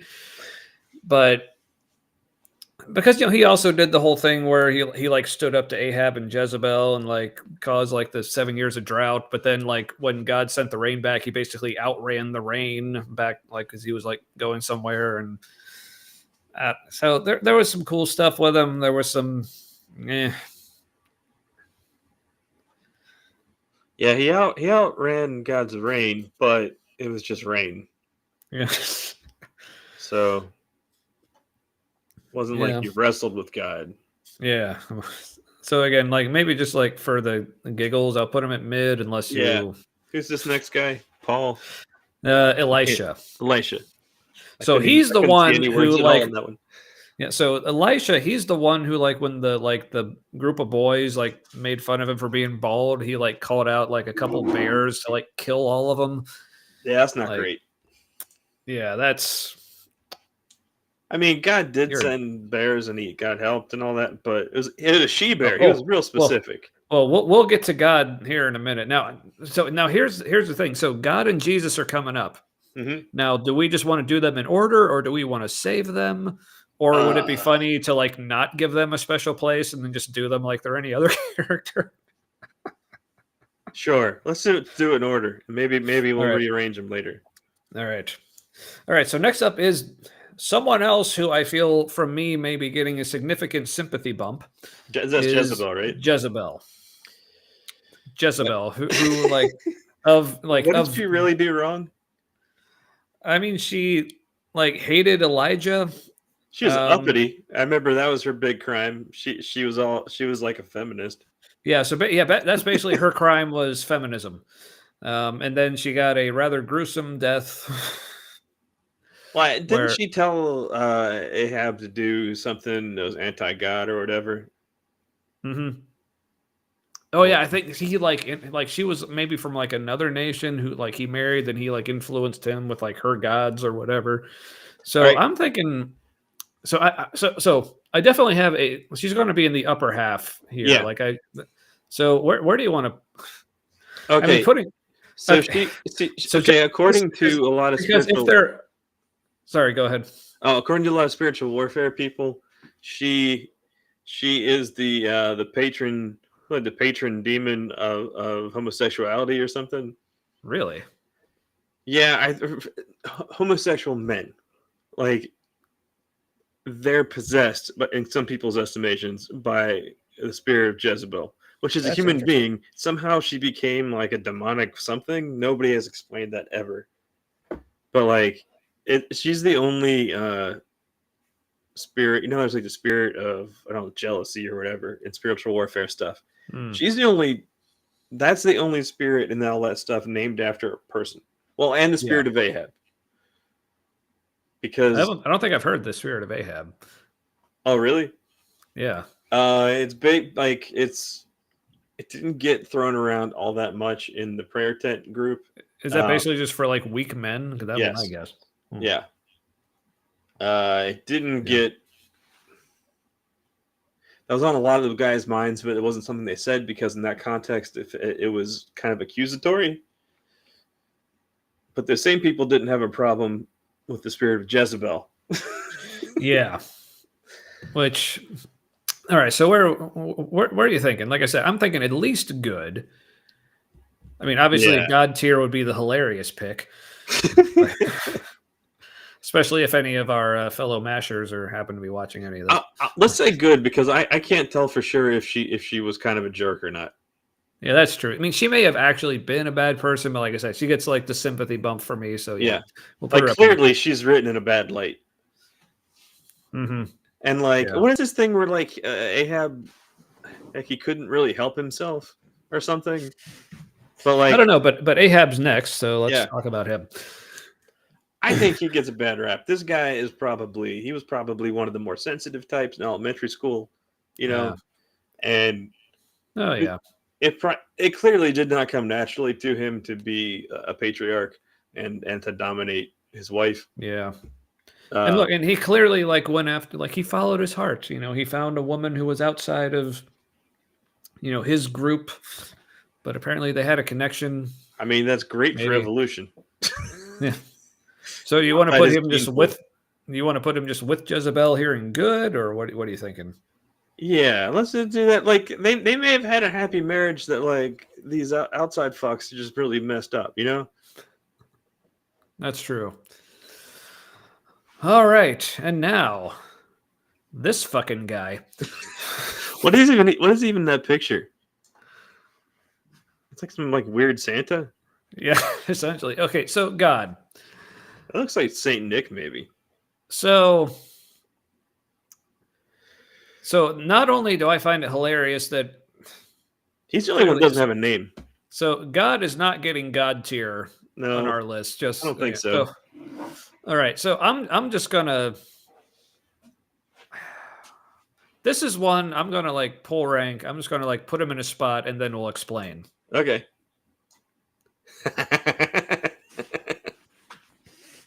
That's what I was thinking too.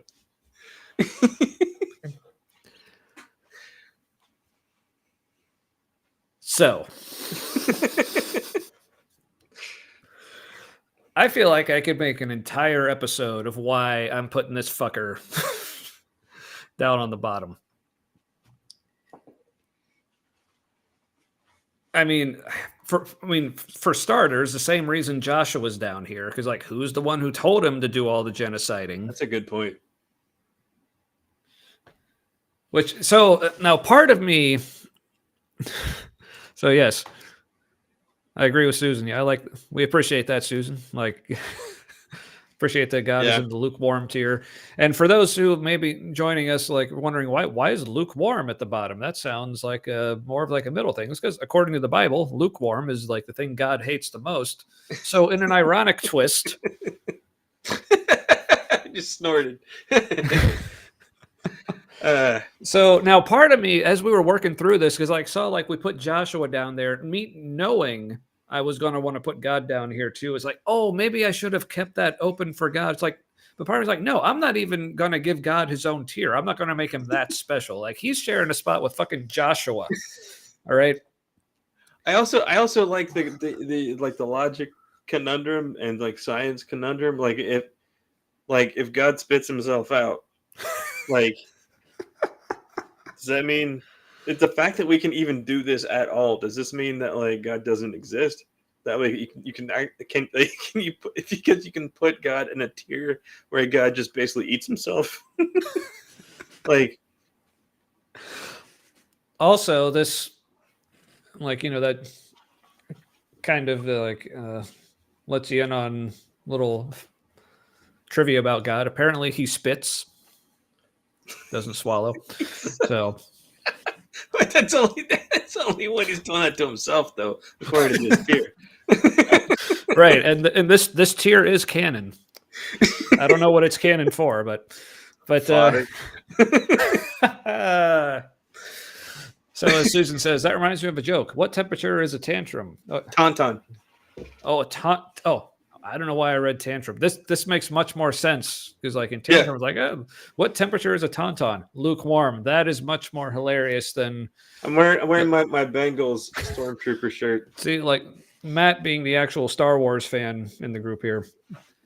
Yeah, but Susan also makes a good point. If God was real, he would be against the whole ranking things. Like, right? Yeah, clear. Like, and if he does have a problem, he's free to stop me at any time. So. Yeah, let's see. I also think though that like God has a sense of humor, and like if God has a sense of humor, then God has like all of the humor. So God would find like everything funny. You know? Speaking of funny, this is have, like, awesome. All the potential. Oh yeah, Chewie. Chewie is my co-pilot. Oh, that's awesome. Well, we appreciate you, Susan. Indeed. So I feel like now we're talking about shirts. I got to show off mine again. For reals, everyone. I will be your token straight friend. Happy Pride. So, yeah, I think. All right. So yeah. So God, like, not only, yeah, but also like, I mean, literally, like anything bad you can think of. I mean, the buck stops with him. Mm-hmm. If this whole story is to be believed, like, and if it's not actually bad. You know, like if everything that happens is good, then why does the stuff that like we call bad feel so bad? Like, why'd you have to make it feel so bad? It could just be like a worse good. Yeah, which again, because I want to do a whole episode on this too. But like, so because people I think let him off the hook too easily. Like they say, well, look what God was able to do with like all these terrible situations and how he worked with people. They treat it as if like. They treat it as if God is able to do with the mess he made. yeah, exactly. They treat it as if God just happened across this like chaotic mess and he was able to like masterfully like work some shit out. It's like he's the one who fucking made the mess.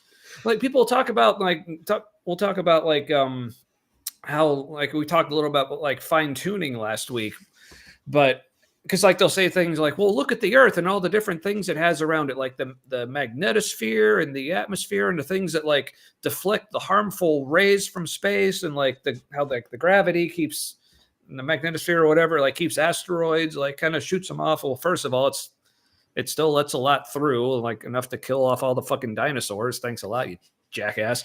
But so there's like, oh, isn't God so great? Isn't God so great? He put all these things on Earth, around the Earth, to protect us from all these terrible, harmful, dangerous things in space. Well, who fucking put those things in space? And what about the sun? The sun just bakes people slowly. Yeah, I mean, gives them cancer and shit. Real, man. I also read that our eyeballs are more designed for seeing underwater. I've heard that too. But then, like, he gives us eyes to be underwater, but then lungs that can't breathe underwater. Like, what and the like fuck, squids dude? have better eyes than we do and shit. Fucking squids. What do they need to see? Oh, well, apparently, got real quick again from Susan. I have a sticker that says that. I think she's referring to my shirt here. Her friend Noah gave it to me and was like, because Susan, you are the token straight friend. Oh, well, that's awesome. Nice. So for all my fellow token straight friends out there, love you. So, but anyway, so back to this fucker. So yeah, speaking of like the sun and radiation, like, it's like as much as like everyone, like when I recovered from stage 4 melanoma, how much people like I know just like wished, oh, you should like credit God. Look what he did for you. Like, okay, in the whole equation, the things that God were responsible for was designing my skin and designing the sun in such a way that apparently if God had his way, I'd be dead already by now. So, but he made those doctors know things. Yeah, like how many millennia after humans existed, and just like easy baked how many people in the process. Yeah, so first of all, not only do I love that God isn't even down in this tier by himself, but he's not even first place. I'm not even going to give him that dignity. So, So yes, exactly as Susan said. If anything, God would be credited you with giving you the melanoma. I mean, Right. yeah. If he existed, yes, I absolutely would give him that And credit. then undoing the melanoma. Yeah, as I like to say, medical science, that's my personal savior. So There you go. All right, Jesus is next. I'm tempted to rank him above God. He is overall nicer, you know. overall nicer, but again, man, I am so tempted, like just for the giggles. But I don't see that as a problem because we have no physical description of him, right? uh-huh. I I think he was probably a real person. However, the Jesus in the stories that we have is not the real person. Uh, Yeah, he certainly is not. a character, and I Mm-hmm. think it's obvious that he's very intentionally a character or a vehicle for an idea. Oh Much yeah. more so a Mm-hmm. vehicle for an idea because there's like no description of him at all in any way, except that like he apparently looked like a person and walked around like a person. You know what I mean? We can Mm-hmm. just assume he was a person, a dude, Yeah. and I he didn't say anything that outlandish and brand new. Like the whole greatest commandment Yeah. thing was like, didn't Rabbi Hillel, wasn't he teaching that before Jesus? I think so. Yeah. It wasn't even a new So, thing, and he was basically teaching what John the Baptist was teaching too. mm-hmm. Yeah. So as Susan says, Jesus was a nice enough dude, had some good ideas. Yeah, seemed like it. They weren't So new yeah, for ideas. anyone else watching, like feel free to like comment, like not only your thoughts, but like maybe where you would rank certain Yeah, people. and get mad. Get mad. That'd be Yeah. fun. Like get mad about something and tell us your reasons why. Like the more petty, the better. I think the funnier anyway. Yeah. So yeah. So my and man, this is. I feel like this is going to like spawn so many individual episodes because we could This'll do be probably great. several on Jesus. Like so, basically, I think the dude's overrated. Yeah. Yeah. So hey, Susan wants to fight. So Well, you came on the wrong night. There were some trolls here before. I mean, there was the one oh guy yeah. who's not a real person that like wants you to Mhm. Finkel Curry the second, um, and then the other guy. What was his name? Fuck, Grasso. Grasso. Yeah. He Yeah. seemed like a real person, not a bot Yeah. like the other guy. Yeah. But yeah. Anyway, so yeah, with Jesus, it's like yes, he said some cool things. Yeah, apparently Wesley gets around. So Yeah, he has what looked like oh 4 different no. fake things on Facebook. So I have a feeling he's a bot of some kind. Yeah, no, I have not yet been blessed with the presence of Otangelo. I have seen him on some friends podcast. I think he made his way onto Derek Day's podcast at Oh, some nice. point, but He might make this was his a way while here. ago. Yeah, hopefully. I think I've seen him on Pine Creek. There's another place I've seen him. Anyway, so yeah, with Jesus, I'm like, so first of all, like, yeah, he said some cool stuff, and I'm like, but anything he said that was actually cool, a bunch of other people probably said it too, but I think he also said some pretty messed up shit too. I mean, The stuff that was primarily his own was kind of messed up, like where something like why throw food to the dogs or something yeah, with the Sumerian woman. Is that right? Samaritan woman, yeah, Samaritan, and then yeah. and a lot of people like to spin it. Oh, he was really testing her. It's like, okay, but it's unclear. but even if he was like, if any other person was like going to test someone, like okay, put it in like position of like a boss who's like trying to build like trust and like faith with his employees, who like calls them by calling them dogs and seeing how they react. Did Jesus call her a bitch? Is that what happened there? Essentially, I I mean, don't the dog, feed she was bitches. clearly female, so yeah. Like, I don't feed bitches, lady. Oh man, I'm almost wanting to bump Jesus down to bad. And then she's like, but even the dogs get table scraps, and he's like, touche, my bitch. So man, so if that woman was on here, she'd be in God tier. Like, Yeah. just no doubt about it. So honestly, like I'm torn between like wanting to put Jesus in bad, but also like how hilarious it would be to have him in mid. I mean, because like how awesome is this like to say like our oh I think that works, especially because I think that that Christianity was codified before it was Mhm. actually a thing. Like it was definitely Yeah. like Judaism in transition, Mhm. and so Yeah, so I'm assuming Susan is concurring about Jesus calling that woman a bitch. I'm assuming that's what that's about. Please correct me if I am wrong. Oh, that's the first time I thought of that. That's That was fucking brilliant, dude. I love that. well, thank you. All right. All right. Well, that's enough about Jesus. But moving on, That's Nehemiah. what So she said. all I remember from Nehemiah is he wanted to build some walls. So I was like, yeah, bad. It's good for walls and nothing else. It seems. Yeah, it's like yes, it is. Thanks, Susan. All right. Yeah, it's like and just with like the current political climate, like building a wall kind of has a bad taste in my mouth. So I'll just put him in bad. I don't give a fuck. All right, next up, Eve. I feel like we have to put her up here with Adam. I think so. Now, we haven't done this, but I'll go ahead and put her above because fuck the patriarchy. Even yeah, I'll put her. Well, now Jacob, he's not above because of the patriarchy. He's just there because he actually like fought God and technically won. So I mean, I don't know how you can dethrone him from that. I mean, but anyway, yeah, and God, so yeah, God cheated, throwing hips out of socket. all right, we got some love for Eve in the chat. That was an awesome character on the show Lucifer too. A show Tommy would probably enjoy, but will never watch. Yeah, like so many shows.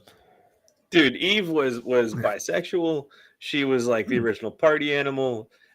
She was also like trying to figure herself out, and she's like, "What's good? What's bad?" And she was.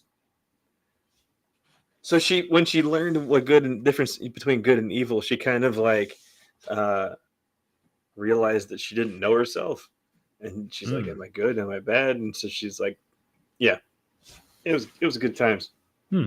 Weirdly Sounds deep like for a show based on a comic book, but it is a Neil Gaiman comic book. So okay, yeah. I say that as if I know anything about on. It was like I've heard of him, but I guess I don't really know anything about him. But that's okay. He's like a fine arts kind of comic book guy. Okay. Yeah, he's a good large metaphorical writer. Like the whole book is a metaphor kind of thing. He'd be writing the Bible if it was a thing now. He'd be one of those guys. Cool. All right. So yeah, who are we? Yeah, Eve. So yeah, again, for a lot of the same reasons as Adam, like figuring like, hey, she's like, hey, I want to know good from evil. And like, whether she meant to or not, the whole like trying to be like God and apparently achieving it in some sense.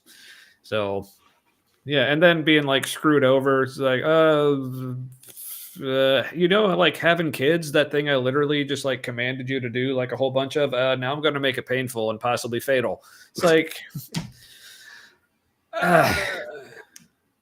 kids, just like, this kind of seems like a you problem. Yeah. So God's like, well, gotta make it painful forever now. Yeah. And also, but speaking for like part of it, also like there's this person I follow on the Instagram called Eve Was Framed. Like, definitely recommend as a follow. I love her take on Eve, obviously. So, all right. So, speaking of the ladies and fuck the patriarchy, next we have Esther. I don't remember what she did. So, first of all, not only is the book named after her, the Book of Esther, the only book in the Bible that does not mention God. So I love it for that. Ooh, interesting. So her story is, I think, I want to say this was in Persia. Like she was like one of the Israelites. It a different god, maybe because it was in Persia. Well, no, like there were no gods mentioned at all. No, but I mean, like if there was like an original version. No, because then they just would have swapped in Yahweh. Yeah. So I mean, this was a Hebrew like Jewish story, but I think so. She was one of the Israelites who was taken captive by whoever it was, and I think it was Xerxes was the king. Like not might have Sounds right. been for 300. I don't know. Um, I just thought of that when you said Xerxes. yeah. So, and I guess he. So first of all, I don't see like I don't remember her name if she was named, but like Xerxes' original wife, like I don't remember. if she was on this list, she might be up in God tier because basically her thing was like so the king was throwing a party and wanted his wife to come out and basically strip for everybody as entertainment, and she said, "No." He's a keeper. Yeah. So she said no and fuck you in so many words. So he like exiled her and was looking for a new wife or a bunch of new I think a new wife. So that's basically where Esther came in because she was like just part of his harem. And so she was basically like coached up by this guy Mordecai, who's next, That's who a was fun a fellow name. who was like a fellow Jew and said like, "Hey, you need to like get on this guy's good side because there's this other guy Haman who's also coming up who's wanting to get all us Jewish people killed. So if you can like maybe convince the king to not do that." So so she was actually pretty cool because like her whole deal was I'm just this like lowly woman who's like thrust into this situation where I have to save my people, and I do. So I mean that's so I'm thinking at least best of the best, maybe God tier. I don't know. Well, maybe since there's no God in her book, she essentially was the God of her book. Oh, interesting. So I'm thinking maybe put her in God tier for that. But Yeah, because she dared to have a moral to her story without God in it. yeah. So let's see. Ooh, so according to Wikipedia, it's King. I don't know how to pronounce that.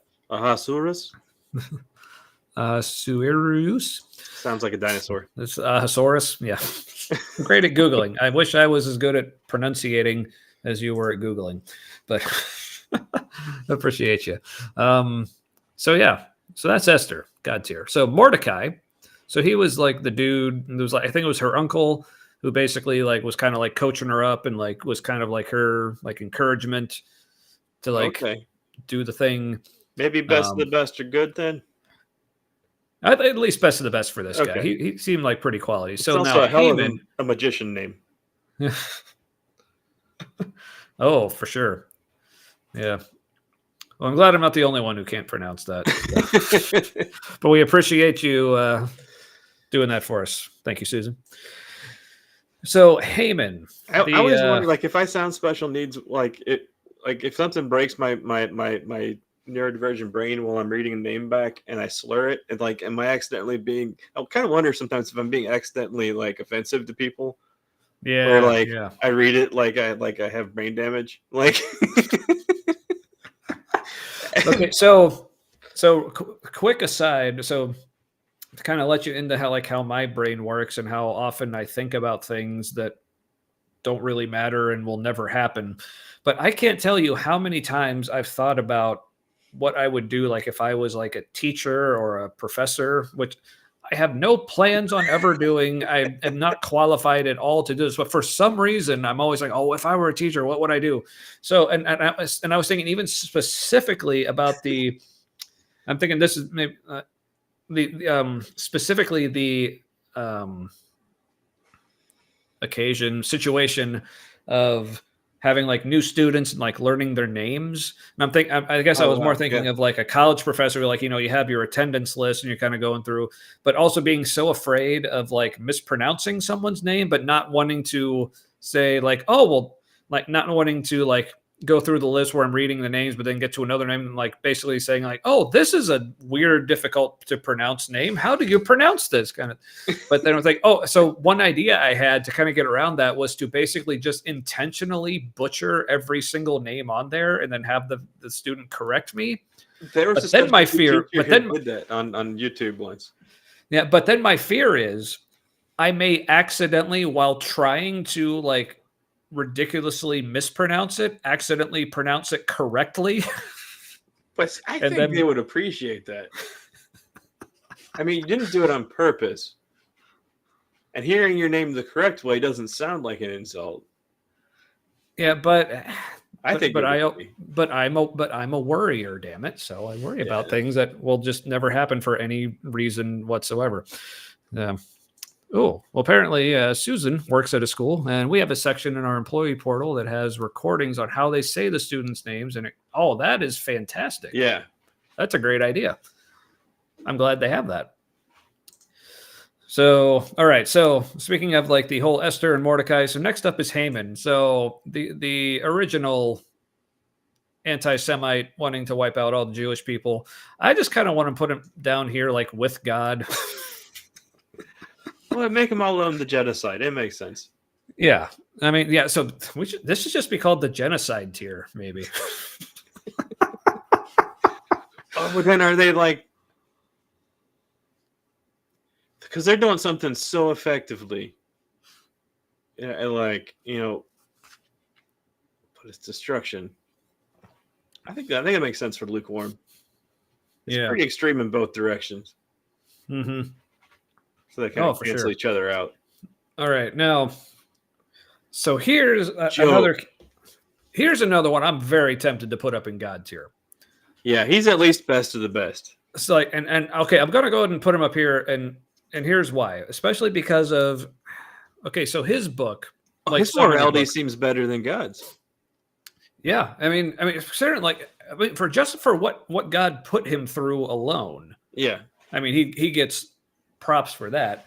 Yep. But I mean, like all of the Bible, there's so many ways to interpret it. But one of my favorite ways, and apparently that's how the Bible works, you just pick whichever interpretation you like and you go with it. Yeah, and if you can make somebody else's interpretation jive enough with yours, they say the Holy Spirit like opened up their mind to something. Right. When really you can use the vocab correctly. Yep. So the way the book of Job is usually interpreted, at least like as I've heard, is Job like starts to question God. It's like, why are you letting all this stuff happen? Then God like just kind of lays the smackdown on him, like, where were you when I put everything where it fucking is and made whales and shit? And then Job's like, and then the interpretation I get, like where it says like Job like says, I won't speak anymore, I'll cover my mouth, or that's always like, oh, sorry, God, I'll shut up now. But interpretations I've heard is like, that's basically at the end, Job is like making a stand. It's like, dude, I said what I said. You're full of shit. I'm done talking. And then essentially, is that the last word? No, that's not the end. But then after that, God basically like turns to Job's friends who are like blaming him and then starts chastising him. So people have interpreted that where God basically hears Job like stand up to him, and God basically says like, you know what? You're right. Your friends who were rebuking him, fuck you too. And like, now he didn't apparently kill all their kids or whatever, but yeah. So basically the show was over. I mean, yeah. So basically, I put Job up there for basically like going through all that and then still having the balls to essentially, in so many words, like give God the finger and be like you did you did all this for a fucking bet, and you're an asshole, and I'll tell it to your face, and that's all I got to say on the matter. So no, that's really interesting. Yeah. That makes a lot more sense because it makes the whole book deeper. And because here's in the end, Job is telling God off, and God has a change of heart or something, and so really like God's morality got boosted by Job's. Oh yeah. So yeah, he's got tier. Oh fuck yeah! All right. Next up, Isaiah. All I really remember him for is making a bunch of prophecies that people mistakenly think were about Jesus, but really weren't. They're about Israel, like straight up and down. So he's another dangerous dude that like kind of like David, where people refer back to his stuff and they're like, it means we can do terrible things. And yeah, but I also kind of feel like, see, I almost kind of want to put his fault. He's taken out of context, though. Yeah. So like, I think it'd be in that way. It'd be ironic to put him with Jesus in mid. Yeah, I mean, people confuse Jesus for what was it, Elijah, and one of the Gospels like refers back to Isaiah a ton, not directly, but like themes all over the place. Yeah. So what do you think? Mid, good, bad? Thinking he's in one of these three is kind of what I'm feeling. I don't think he's bad. Let's do Yeah. mid. I like the symmetry there with Elijah and Isaiah flanking Jesus. Yeah, I love how we have like mid like filled with some of like the biggest, but then also, I mean, Jesus for one, and the Pharaoh. Oh, this is the best list ever. I mean, think about this. Like, Rahab is above Jesus. I fucking love this. And Jezebel and Ahab. Oh, this is the best list Saul. and then Jonathan of the ambiguously gay duo.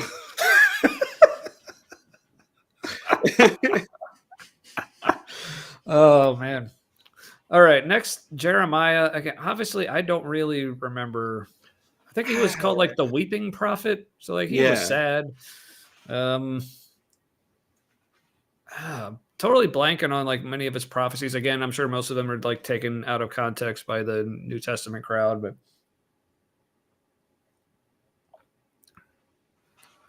I don't know. Any thoughts on Jeremiah? He's the plans to help you, not to harm you. Yeah. Which is not meant for everyone. Correct. So he was kind of. I think people do refer to Jeremiah a lot because that's one of the books where God is being touchy-feely, which makes sense because Jeremiah was a touchy-feely guy if he's crying a lot. Right. And so this is his take on God.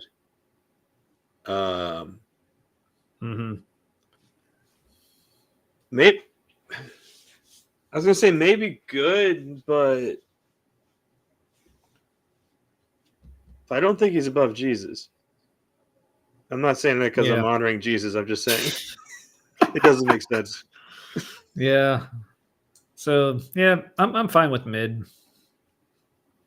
So, all right, Daniel, famous for with the lions and end times prophecy. Well, which it wasn't about that at all. End times prophecy. Yeah. Stop me if you've heard this one before. An Old Testament prophet who's misunderstood by modern day Christians. I like the whole like sleeping with lions overnight and not being eaten. That's pretty badass. But yeah, and he did keep to his diet, right? That was him. Yeah, we'll put him in good. Yeah, that was some good stuff. All right, it's not his fault. He got twisted to be about the end times. Yeah. So next, also connected with his story, I think that says, that's Nebuchadnezzar. It's kind of hard to read, but we'll assume that's Nebuchadnezzar. He was an interesting character with a little bit of a character arc. Yeah. I think it's funny to put him in good. All right, I like it. With Daniel, yeah. Yeah. Now, also in that story, Shadrach, Meshach, and Abednego. Now, they were pretty badass. So they're like, I'm not bowing down. So again, my inner anarchist kind of appreciates these guys. They're like, we're not bowing down to your thing the king tells us to bow down to. And we'll, throw us in fire. Fuck it. I don't care. And then one of the best Veggie Tales episodes, Rack Shack and Benny. Rack Shack and Benny. Yep. Good times. Also, all right, terrifying. That's a children's story, though. Right? Like how? So here, speaking of things that he is on here. Never mind. I was thinking I don't remember seeing Noah. Speaking of like terrifying children's stories, but anyway, all right, Jonah, the guy who's like, hey, kind of relatable. Like hey, those people who are like being like real big dicks and like killing a bunch of people and torturing them. It's like, I think I want to forgive them and save them. God's like, no, fuck that, fam. I'm going. And then he like gets fucking eaten by a fish or a whale or whatever the Old Testament writers thought that fish or whales were. Yeah. So I mean, that's true. They thought whales were fish. Yeah. Because omnipotence. And then even afterwards, like I just love how, like, so he basically goes to Nineveh And instead of giving them the message that God tells him, is like, hey, repent and I'll save you. And he literally just goes there and just says like 30 days and none of us fucked. It's like, he doesn't even give the proper message. And then, but then they repent anyway. And then afterwards, he's just like so pissed. He's just like, I just want to sit out here and die. It's like, but God doesn't let him die. Well, that's kind of evidence that the accuracy of the message doesn't matter. Mm-hmm. You know, so part of me wants to put him in good, but because I just love like the hilarity of his story as well. It's like kind of like Saul. He's like, I don't want to do any of this. Stop making me do shit. I just want to die.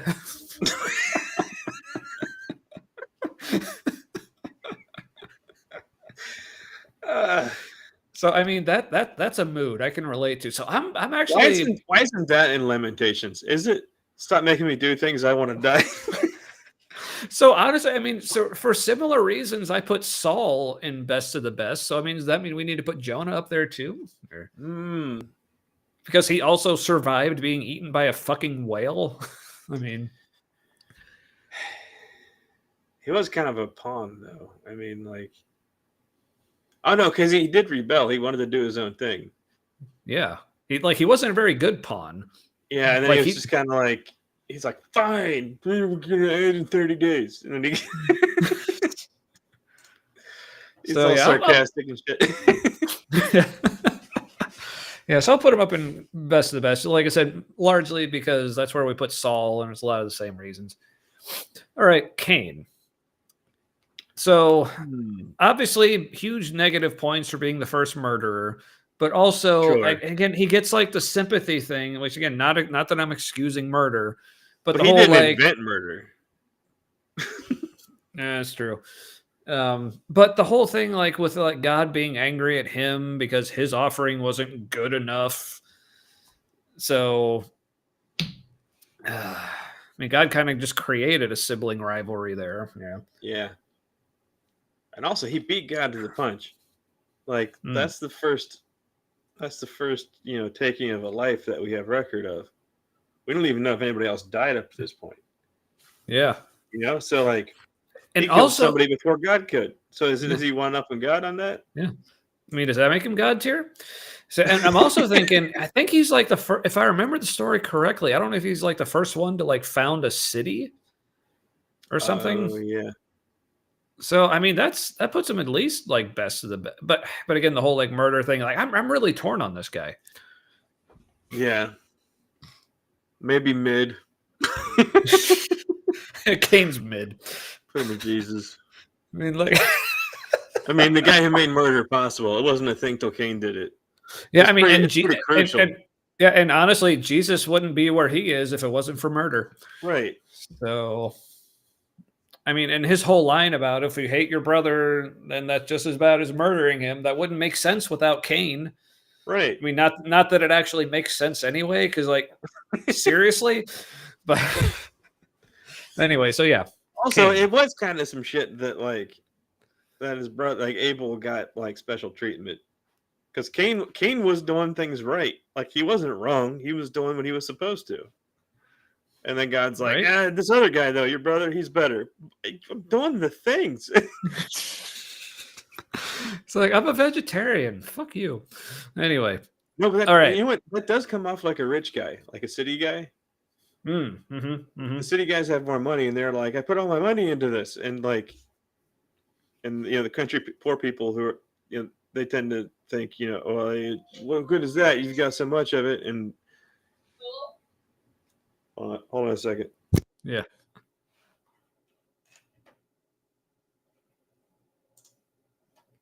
Ooh. Just you wait. I can feel the anticipation from the audience. Seeing who's next. But just sit tight. All right. But yeah, so who are we just talking about? Cain. Yeah. I mean, okay, I'm back. Okay. So yeah, Cain. We're good with him at mid. Yeah, that's fun. Because I can feel the the anticipation on this next selection here. I know everyone's just wanting to know. So without further ado, I mean, this wasn't even a question for me. I think I don't know how you. Obviously, I guess I should wait to see how you feel about it. But so I'm like, I mean, he's been fighting God forever. So I mean, he is and for sure like at least nearly an equal adversary. You know, in the whole. And apparently, like as I've been told, like more people are going to end up in hell than heaven. So clearly, when it comes to like winning souls, Satan is kicking God's ass. That's a good point. And Satan is allowed to force us to do things, but God isn't. Mm-hmm. Satan can show up and like so. Apparently, in order Satan to like can actually deceive us without us knowing it. Yeah, we think. Yeah, and as this, I saw a meme recently. Like someone said, like this was supposed to be an ad for Jesus, but it actually makes Satan seem rad as hell. It says like Satan doesn't whisper. Satan doesn't whisper. Believe in me. Satan whispers, believe in yourself. It's like so. That's thank you, Satan. That's how like psychology says to get better. So. Mm-hmm. Yeah, and also, like speaking, we were talking about a lot about the story of the fall, and like as we've said, I think there is definitely an argument to be made. Like, so first of all, the serpent character in the fall isn't actually Satan, certainly not as we know him now. But even if I were to grant the apologists or Paul or whoever first came up with that idea that Satan was the serpent, you could definitely make the argument that Satan was the only character in that entire story who never lied. So, yep. Yeah, and apparently Satan is the original advocate for the LGBTQ plus rights, so he's automatically the good guy. Absolutely. Yeah, Happy Pride Month. Satan is God tier. So I think it's funny. Yeah. I think it's funny that Satan gets a name, but not a face, and God gets a face, but not a name. Like God is not a name. It's a placeholder, Yeah. It's Yahweh. Yeah. Yeah. Or Yahweh. But however that's actually pronounced, but apparently it's also unpronounceable. So did you know that so fuck you for having a name that we can't pronounce. Yeah, it's basically just mouth noises. It's like it's breathing noises really, which is kind of cool in a way. So yeah, and again, just granting that the serpent in the garden was Satan, and the whole interpretation of the fall actually being our liberation from essentially being slaves to God and being set on our own. Like you could say like Satan is the great liberator. And he is the one who's willing to like stand up to God and yeah. The Satanic Temple has fight for our rights to party. Yeah. Like the beliefs of the Satanic Temple, like what they stand for, not really their beliefs, right? But yeah, their tenets. It's basically modern conservatism, modern capitalist conservatism. Like it's that makes it sound a little less appealing. But the way I like to think of Satanism is really Satanism is secular humanism for people who like to wear capes. Yeah. Now have a bit more of a flair for the theatric, but the conservative Christian political types, they do. It is like a weird, right? It's like Satanism combined with Christianity, which makes it like worse. Like the Satanic Temple, like their beliefs actually what they stand for. You really can't hurt anybody with those. Yeah, I mean that's literally part of the tenets. Don't hurt anyone with these. And the other ones, like it would be difficult too. I mean, like you'd really, yeah. Mm-hmm. Yeah. So yeah, Satan, God tier. Does that mean we're Satanists? Yeah. All right. Also, it's pretty clear that, like, as a character, he was invented by Christianity. So. Oh, for sure. Yeah. That's fun too. Yep. Also, because people talk about things like the in the Bible, like comparing God's and Satan's like death counts. and they'll credit Satan with like the deaths in Job, even though again, the character we currently call Satan in the story of Job originally wasn't actually Satan again as we know him now, but it was like the name Hastatan or the Satan just literally meant the accuser or the adversary. So he was just a character. He was like heaven's middle management. Yeah. Yeah.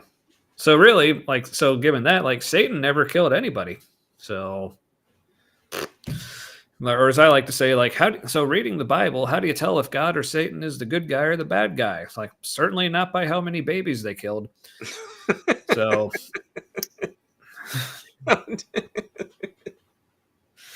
I like laughing at things that sound like you shouldn't laugh at them. And I appreciate that about you. That's why I say the things that shouldn't be laughed at. Like I was thinking earlier today, how fun it would be, just because of how wrong. Like it's kind of wrong, but like Christians doing their testimonies online, like why God is real or Jesus is real for them, and just like make fun of it. Because I saw London Storm that today. Some guy was doing like, it was funny. You should really watch this stuff. There's this guy, like he starts talking evolution, then he goes into finally why he's a Christian, which is like the title of the video he put out, and it just is kind of like over the top and weirdly aggressive and like in your face, and so London was just starts ripping on him because like the guy's kind of being a douche, like sharing his testimony, and I was like, oh my gosh, why isn't this a genre? Oh, I will definitely look into that, but because it's not what you're not supposed to laugh at. That this is somebody's heartfelt thing, and I just think it's just funny to find it funny. Oh yeah, absolutely. All right, so next up, Catholics love her, Protestant thinks she's pretty cool, Mary.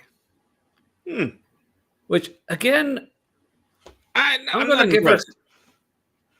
But again, I think it's pretty significant. Oh, she was raped. Sympathy bump. Yeah, I mean, like, not just by anyone. No, like she really didn't have a choice. Yeah, so I mean, I'm thinking mainly just because it's not as crowded as the others around it. Like, fine, good. Yeah, I'm okay with good. I mean, there certainly doesn't seem to be anything wrong with her. I mean, she was like, I mean, she's also kind of a placeholder in the stories because she's not really fleshed out all that well. Right. And as Susan says, in Mary's defense, she was like 12. Yeah, super gross. Yeah, I mean, I've also heard 14, but yeah, somewhere around there. And I'm actually thinking like, damn, like my daughter's actually 14 right now. Yeah, and you would straight up kill a dude. Yeah, even if it's God, I would absolutely kill God if he. I'd be like, "What? Jacob won wrestling match. Maybe God's been around for a while. Maybe he's aged a bit." Like, oh yeah, he's gonna have to do a lot more than break my dick. I'll tell you that right now. So, I mean, I'm 41. It's half broken anyway. So,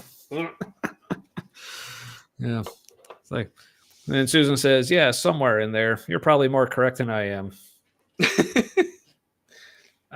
Well, more correct than what? What's your? Oh, you talk about age, maybe. Oh wait, don't assume I'm more correct. I'm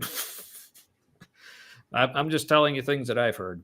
I'm assuming we're talking about her age, but my daughter Elise, she picked up wah wah from somewhere, and so now she's doing it, but she has a speech impediment, Yeah, she's definitely a youngin'. Mm-hmm.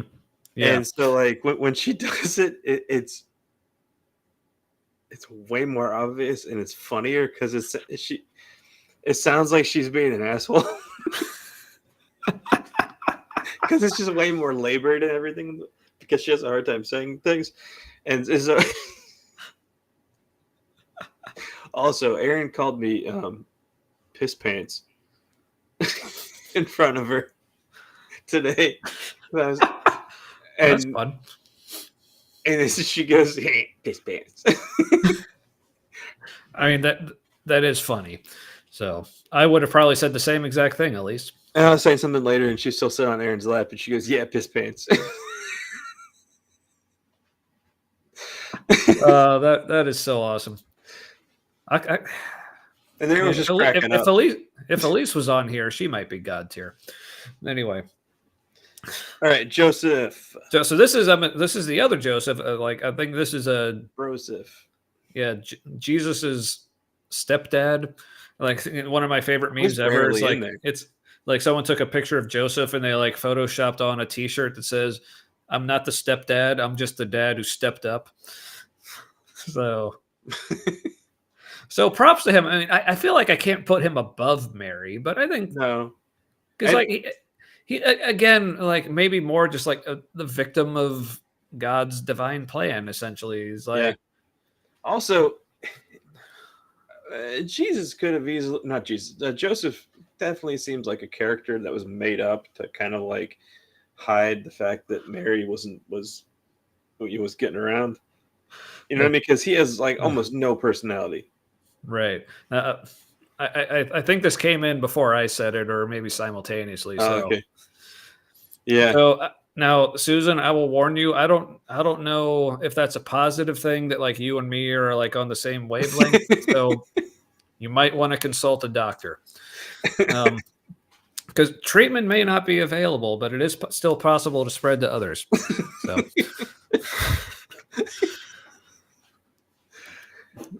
Side effect may include heartworms.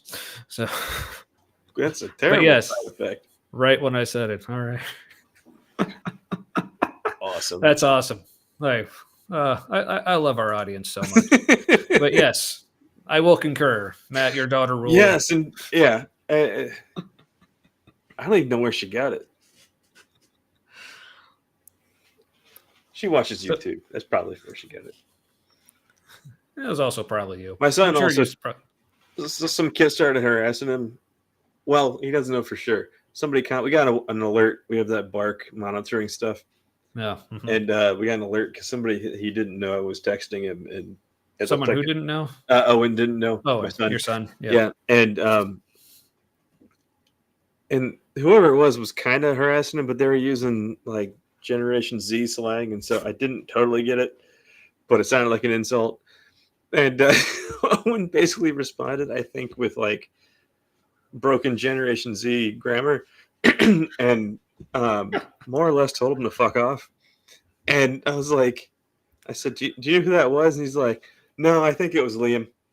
I was like, you didn't even know who it was. And she's like, fuck off with yourself. Like,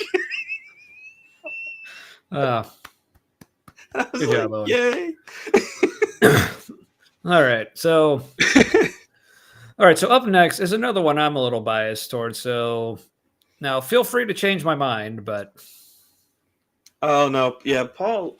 All right. I'm a little torn, okay? Because like modern Christianity is based heavily around Paul. Like more so than Jesus. Before we get into Paul, like Susan agrees, like, nah, but he can fuck right off. Yeah, your kids are awesome, dude. We have to tell them to dial it back sometimes because they're like, not everybody's fine with that. Your aunt and uncle, they're not okay with that. He's gonna be at the cousin's birthday party probably, and Owen will drop an F-bomb at a JC like, Jesus Christ.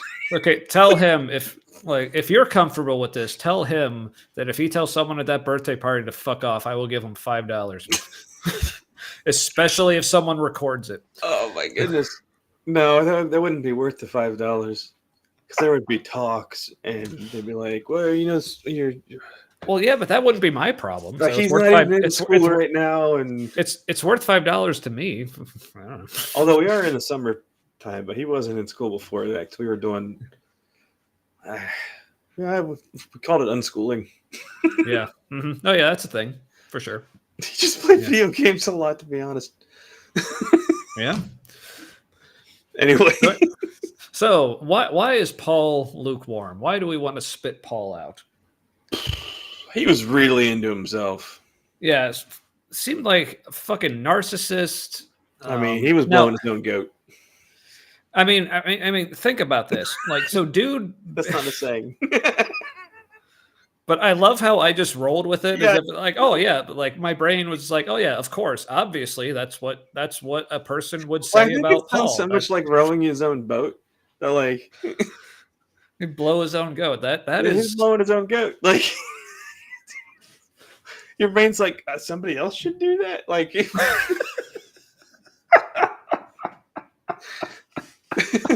Oh fuck. But yeah, so yeah, fucking narcissist. I mean, okay, so here's a guy I would who not like if never. somebody said he's gay. I'd be. I would not find it. He was very into Yeah, he seemed to be very into. bad mouthing it. Yeah. Or Susan has here communal goat blowing, perhaps. I mean, where 2 or 3 are gathered. That's. I don't know.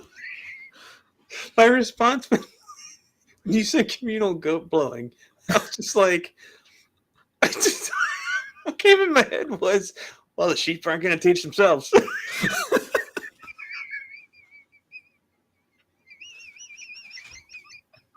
Speaking of the sheep, Doesn't make any sense to me. so church goat blowing. Yeah, I mean, clearly. No, modern day like Christian nationalism is straight up like Oh, it's worse. It like far worse than the Satanic Temple. Satanic Temple is proactive, like doing helpful things. Ugh. Wow. no, I am going to keep this comment up a little longer, just because I'm hoping that will be one of the freeze frames that like Facebook or YouTube chooses for the thumbnail. So, going to keep this up a little extra long. So, thank you, Susan. Obviously, you'll be credited for that. But yeah, Paul, this fucker. So he just like has like what could be like a like guilt-induced like heat stroke hallucination. Yeah, where he may have also had seizures or something too. We would be honored too. Indeed. But we're honored that you're here. Yeah, but, as I cough through, and everyone else watching as well who's not feeling like commenting. We still love that you're here. But like we said before, we understand like if people don't necessarily want to make it known publicly that they enjoy this, we get it. So yeah. I don't necessarily make it public I enjoy me. So I'm an acquired taste. So Paul, like so he has this what could very well have just been a hallucination of Jesus, but he considers, well, this is the truth, and then literally says, like, I met with his actual apostles who actually knew him while he was alive, but like they didn't add anything to my message. It's like, really? Like, so and just think about this like contextually, like Christianity, who are we going with? Like, people have actually argued that in Christianity, Paul is way more influential than Jesus. Mm-hmm. So just for being like that much more responsible for the shit show that is current Christianity, like Paul is definitely at the bottom for that. You know, I kind of feel like him taking the gospel to the Gentiles. I kind of feel like that's him trying to reconcile something with himself internally, because like he's a Roman citizen. He clearly has more in common with Rome and with like Greek knowledge and philosophy and stuff, because he uses that, in his letters. Mm-hmm. And he's one who talked about logos, right? No, that was John. Mm-hmm. That's a Greek idea. Yeah. No, but it kind of sounds like he was kind of trying to take care of some internal self-hatred, maybe. He's trying to reconcile something with himself, because like all the God stuff is like a projection of people's ultimate selves, who they aspire to be or who they think they are. Like like all the nice guys have a nice guy God, and like the assholes have an asshole God, and Right. Yeah, so I'm really curious what his deal is. It makes me want to look back at it. Yeah. He clearly is fine with being an asshole still, because in his book, like God is still kind of an asshole potentially. Oh yeah. I mean, yeah, for sure. But again, like the interesting thing about him, like basically his version of the gospel and like of Jesus, like becoming like the more like supreme view. But we think about that, like, why is it that the church goes with his word primarily? Because like he, like I said, never even knew Jesus, like probably never even saw him, but we've like taken his word like over his like actual apostles. Well, I think he had like the actual disciples. Sorry, because Paul was an apostle. Technically, well, he had the more actionable intel. Like Jesus was all like pie in the sky. Think about it, think it through, kind of teachings. Like here's what's good. Here's what looks holy and all that. Sermon on the Mount. But then all of his other major teachings were in the form of parables. They were indirect, you know. Yeah, and then Paul comes along. It was like pondering. It was the whole point, not really finding the answer. Right. So then Paul comes along. All right, now we need to start rebuking some bitches. Yeah. Now we've got answers. Let's have some answers. Mm-hmm. Yeah. So So again, like I said, Paul definitely responsible for a lot of the super shitty parts of like modern day Christianity, or even like throughout the millennia, even like from back in his day, really. Yeah. So yeah, firmly down there. So next we have John the Baptist. Now I really need to pee, so I want to hear you talk about John the Baptist, and I'll be right back. I know I'm putting you on the spot, but I think enjoy. I think John the Baptist had some mental health challenges, and he seems like a decent enough guy. Like he didn't really do anything wrong. He was screaming his head off about like, things that were happening in crazy town in his head. But for me, he's a really sympathetic character. You can you can't say he was being anybody but himself. Like he was the probably the weirdest dude any of them who had seen him knew. And there was something alluring about him too. Like he had a following. And who wants to follow the guy in the desert wearing, camel hair and like eating what bees squeeze out? Like locusts, like eating locusts and the honey from the bees. And I don't know. I kind of got to give him some respect. Just because he was going for it. I concur with all of that. So, but yeah, I mean, the dude needed a therapist, right? Like that's what's that? The dude needed a therapist, but there's something super genuine about like people who have mental health challenges.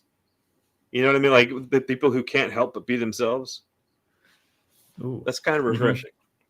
Yeah. Now, so Susan says, all I know about John the Baptist is what I learned from Godspell when he sang the opening number. Now, I'm not familiar with that. Me neither, but that sounds amazing. Yes. So please elaborate, if you would. So I would love to know more. Because how do you make camel hair sing-songy?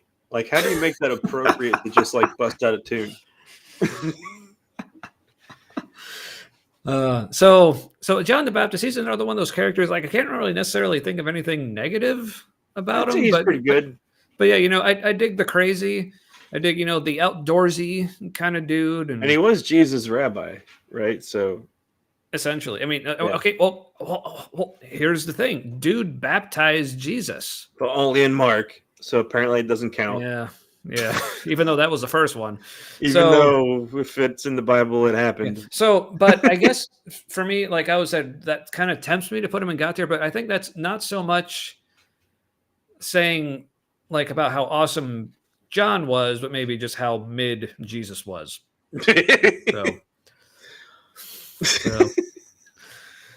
But Or is it? So Susan said, Godspell and Jesus Christ Superstar are the last vestiges of Christianity in my life. Okay, so Godspell, I'm assuming, is maybe a musical of some sort. Yeah, Where pretty sure. I shall have to look that up. Thank you for making me aware. So, but yeah, so with John the Baptist, also I remember him like standing up to I think it was like the reason he was beheaded because like he like stood up to Herod and like called his wife a bitch or whatever, and something like that, and then or it was his wife or his sister, I don't remember. And whoever it was who wanted his head on a stick, like that. Yeah, head on a platter. Oh, on a Like, platter. yeah. So that's actually where we get that phrase, like serve me his head on a platter, kind of thing. No, Susan confirms. Musical, I guess. Yeah, Victor Garber played Jesus in the Godspell movie from the 70s. All right. Nice. I don't think I'd heard of that before. I'll have to check that out. Meaning I'll have to just kind of look it up and never have to actually watch it because I don't watch things. But I appreciate the recommendations nonetheless. All right. Pilot. Now, here's like one. Real pilot or story pilot? Yeah, because so here's one of the few people on this list that that I actually will accept. Okay, this was a real person. Yeah. Okay, like no, that includes like Jesus. I think you, Matt, also agree. Jesus probably a real person. The story of Jesus is probably a vehicle for an idea. Yeah. So Pilate. But here's the thing: like Pilate in the Gospels apparently wildly different from the Pilate in real life, and I think I prefer. Maybe in a way prefer the Pilate in the Gospels because apparently the Pilate in real life was like a real asshole who would like just like no crucify people at the drop of a hat. Now, but in the Gospels, especially Jewish people, he had no problem. Right, but in the Gospels, he's still like is almost just kind of more like passively bad. He's like because like he's like, well, every reason to just say like, no, I'm not crucifying this dude. He didn't do anything wrong. But he's like, well, if you guys really want it, I guess I'll let you. Like he was doing it to kind of keep the peace. Like he was the Jewish people were in those Gospels were worse than he was. Mm-hmm. Like he was kind of threatened by them. Yeah, and someone say that was part of the propaganda of the Gospels. Absolutely. It was basically them trying to like cozy up with Rome. It's like, no, we're not blaming Rome. We're blaming those nasty Jewish people for. Well, and because it was almost definitely written by Roman Jews. You know what I mean? I hope no one clips me just saying those nasty Jewish people. Like, please. but that's where like a lot of people basically put the roots of like anti-Semitism.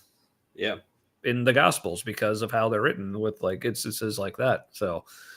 And fuck that. So with Pilate, I'm like, I don't really know where to put him. Is it bad?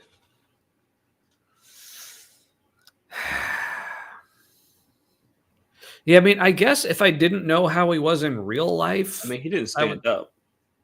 Yeah. For what in the story. Yeah, I mean, I don't think we have enough characters in bad, which I was actually expecting a lot more in there, quite honestly. But all right. Well, speaking of bad or not, Judas. Yeah. All right. I was thinking it'd be funny to just put him at mid too, but so he was. The explanation I like is that he was he took Jesus for a zealot, and so he was kind of like a zealot. He was expecting. First of all, like, hey, Susan, stop it. Stop it. Stop it.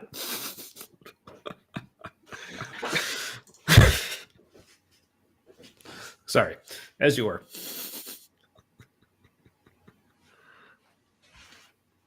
What were you saying, Matt? Well, here, while you remember, Susan. Also, Godspell is the Gospel of Matthew, I think. Well, JCS is an amalgamation of Jesus Christ Superstar is an amalgamation of the Gospel's accounts of the last week of Jesus' life. Interesting. Well, thanks for all the info on Godspell. Yeah. So, all right. So, what were you saying? We were talking about Judas. Yeah. Judas may have thought that he probably believed that Jesus was like a military messiah, kind of like a zealot. And so by trying to turn Jesus in, he was kind of like trying to like give Jesus the reason to take off Yeah. the gloves, and Yeah, I've heard this. which may have been why he had so much remorse after the fact. Right. Yeah, that makes total sense. Yeah, Yeah. where he's like, I need to get Jesus to do the Messiah revolutionary thing. I know I'll get him to be Yeah. arrested, but then he says like, oh, it backfired and they killed him. So he like that makes a lot of sense. I mean, Well, and Jesus was using all this Yeah. like my kingdom this, my kingdom that, and he's like, well, we need to get him a kingdom, damn it! Like, yeah. I mean, and honestly, even according like the Christian narrative, like Jesus needed to die. Who facilitated that? Judas. So does that make him God tier? oh, he did help kill God. I mean, because I was thinking at least good. I think good. He thought he was doing good. I'm pretty sure that's what was happening. Yeah. Yeah. I don't know. God tier. I mean, I think we had a point with the whole. Well, but he didn't. It's like, but then if like we put him up there for getting God killed, then we got to put Pilate up there. Like okay, Susan says we can settle with good. Okay, so. okay. Yeah, I wasn't feeling God tier just based Yeah. on the current layout. I just love it. I mean, he's still above Jesus. That's all that counts. I should wrap up pretty soon. So like let's try to fly through these. Okay. All right. So For the Stephen, most part, we can slow down if we find an awesome one. yeah. So Stephen, first martyr. He tried. He played too. Yeah, mid. Timothy, he was Paul's bitch. But that book's not real. So Timothy That's wishes true. he was Paul's bitch. Is this Timothy's fan fiction about himself? Hey, Him and Paul? don't worry about derailing. We derail ourselves more than you ever could, Susan. Don't worry about it. Yeah, if you weren't here, we'd be coming up with reasons to do it ourselves. Yeah. I mean, if anything, you're reminding us that we're actually talking about real stuff and like getting more derailed. So anyway, so Timothy, where do we He seems all right. I mean, he was trying. He was, just trying to be a dude. yeah, sure. Mid. All right. He was Silas. doing well enough. Yeah. Yeah, Silas again, like all I remember he was like Yeah, one of maybe. Paul's companions on his like missionary journeys. Is that what they're calling it these days? I think he was the one that was in prison with Saul, but then they like sang loud enough so like there was an earthquake and the jail broke open. I mean, that was kind of cool. They show tuned it so hard the jail fell apart. That's enough for good. That's enough for gay in my book too. And gay is good. Happy Pride Month. So Abel. Abel, yeah, he is okay. He has goody two shoes. Like, were we really supposed to like Abel in the story? I never got that vibe. I mean, I guess you feel bad for him for being the first murder victim, but it's like, I mean, but he's the first one to get that merit badge, though, right? Yeah, where did we put Cain? He's in mid, so let's put him in mid. Let's tie those fuckers. Yeah, Mary Magdalene. Well, she's up there. Yeah, I think at least good, maybe best of the best. I mean, I think there's enough evidence that she had a huge influence on why France went Christian. Like, there's all kinds of shit named after her up there. Yeah, well, for some reason that just tickled me. He's given a lot of slack for getting murdered. Like, yeah, I'll give you some slack. But yeah, Mary Magdalene, she was legit. And from what I hear from people who've like read the Gospel of Mary Magdalene, that's like their favorite version of Jesus. Oh yeah, and she may have written Hebrews. It's unclear. Also true. Yeah. So that's or at least a woman, just because the perspective seems different and no attribution to somebody who wrote it, which leads me to believe that like they didn't want to lie exactly because they knew like if they were pretty sure it was her, they wouldn't say the Gospel of Matthew because that's a lie, right? Or something, because Like, sure, it could have been Matthew, supposedly, whatever he wrote, like the original Matthew, and it was handed down. Maybe it was an oral tradition handed down from Matthew. But like, if you know it's written by a woman, you can't be like, oh, but it might have been a man. Like, Uh, yeah, yeah. So where do you think with her? I'm thinking good or best of the best. I'm thinking best of the best because she got a super bad rap for being a supposed prostitute, and that's not even clear. Oh yeah. That's not real. All right, Peter. Now he's another person. Like I kind of He's a real guy. yeah.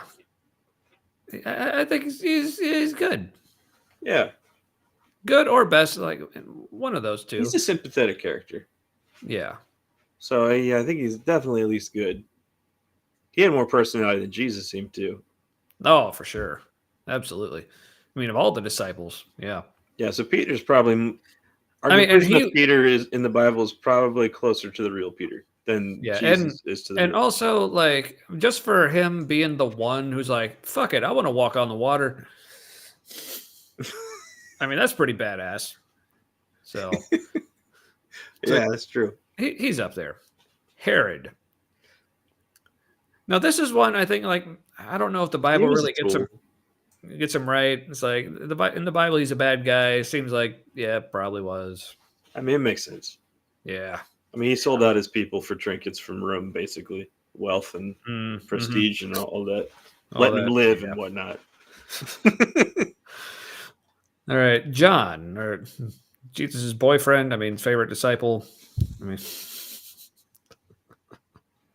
What if John was written by Mary Magdalene? ooh, there's an interesting theory. It's like, See, now I don't really remember much of John, like from the actual stories. I know it's assumed that he wrote John by some, but he probably actually didn't. So I don't really. Is there really much to even say about the guy?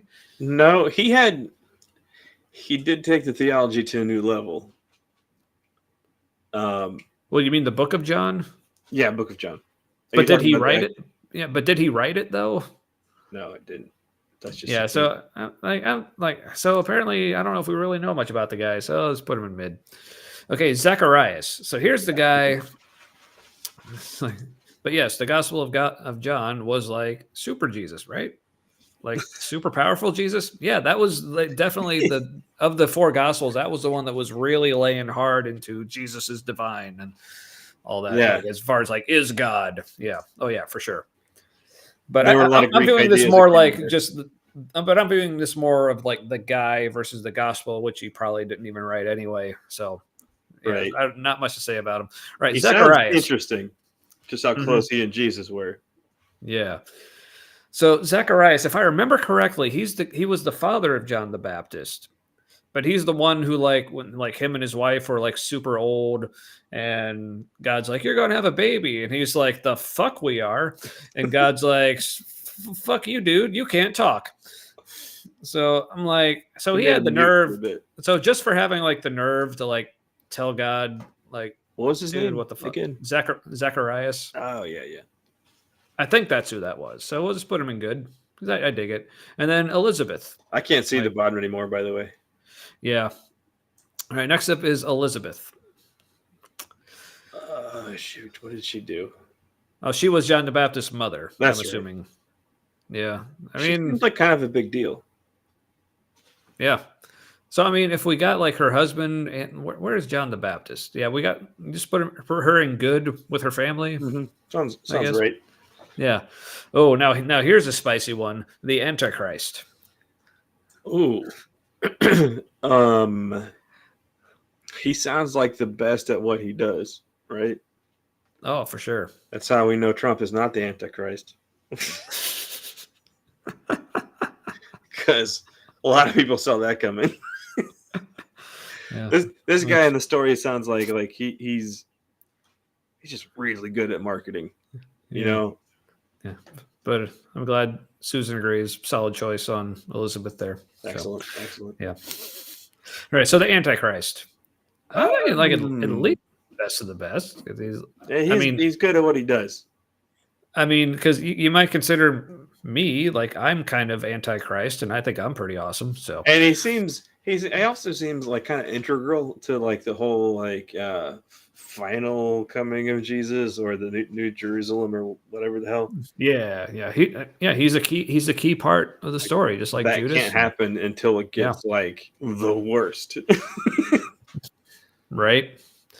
So now next is the false prophet. And I honestly I don't really remember much about what the false prophet really did. I don't even. Is that just an unnamed character in a story? It's from Revelation. But so there's like I remember that's like the three-headed thing of the Antichrist, the beast, and the false prophet were kind of like That's the three right. main. So I mean, it's like to me he always seemed like second fiddle to the Antichrist. So it's Yeah. pretty good. I mean, I'm thinking maybe Joel Osteen or somebody is the false prophet. Somebody with that, you know, Mm-hmm. or like they've convinced a lot of people. Yeah, that they're selling the best Jesus juice or whatever. exactly. All right, we got four more. You still good? All right. All right. So next up is Noah. Noah. He built a boat. Yeah, I mean, he was like over 100 years old, like built a boat and like didn't die in like a global genocide, and then got off the boat and then just like got drunk and then yeah. I'm thinking good, not mid. Yeah, that's what I was thinking too. I still need to watch that movie, Noah. Oh yeah. That might give you a different That's just perspective ridiculous. on the dude. All right. Next up is Abraham, father of Judaism or something. Yeah, also like slaveholder.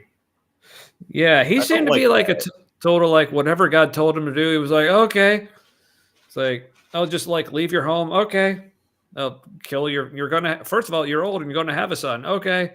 Now kill your son. Okay. Now don't. Okay. Yeah, like, again, kind of a vehicle for an idea. Yeah. But then like also like told Pharaoh that his wife was his sister so he could do her. Oh, dirtbaggery. Yeah. Yeah. Yeah. All right. Now here's another. Okay, I got two more. All right. Both connected to Abraham. So next, this is going to be an interesting one. His nephew Lot. So he had some shit done to him.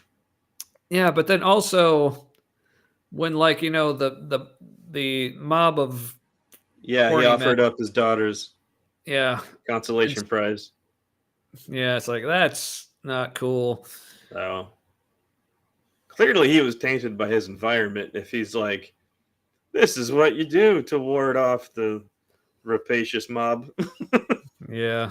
So mid or bad? I don't know. I'm not loving it. That's what I'm bad. Yeah. I mean, the whole like giving up his daughters to the mob, that was not cool.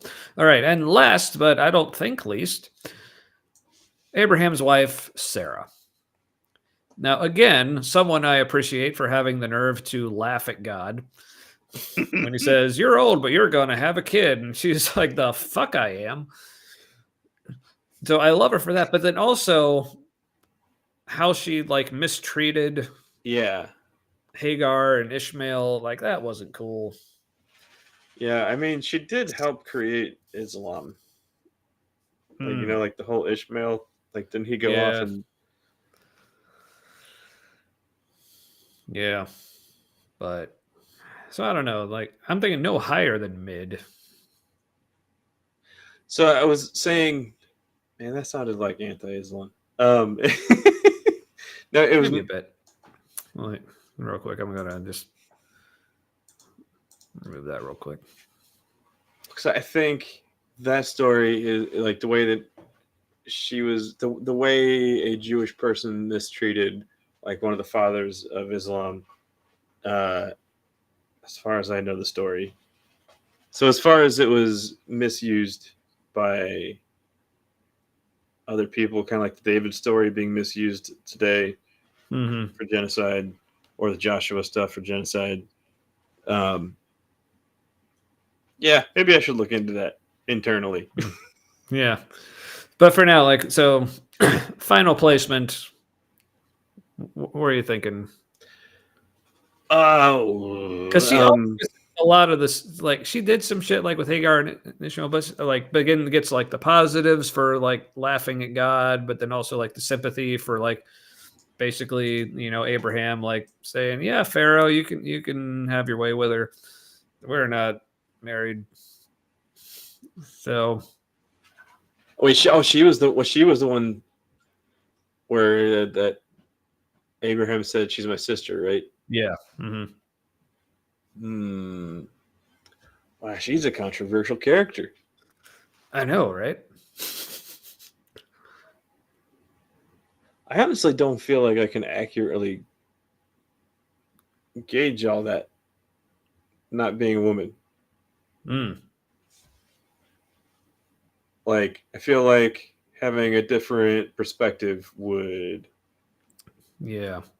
So I'll just put her in good, like even Yeah, though like the stuff that she did that we find objectionable was like just because of the situation she was put in. So I kind of get it. she definitely was playing by her own rules. Yeah, that's for sure. Yeah. So props for that, Sarah. All right, so here it is. Our Bible tier list of Bible characters, I should say. I like how we have a lot in the like the meh in the middle, like good mild or Yeah. good mid. Like, But still, like I was expecting a lot more in the like bad yeah, category, but I just love who we have at the bottom. Like, so yes, here's our Bible character tier list where Satan is God tier, God is lukewarm, aka bottom tier, and Jesus is mid.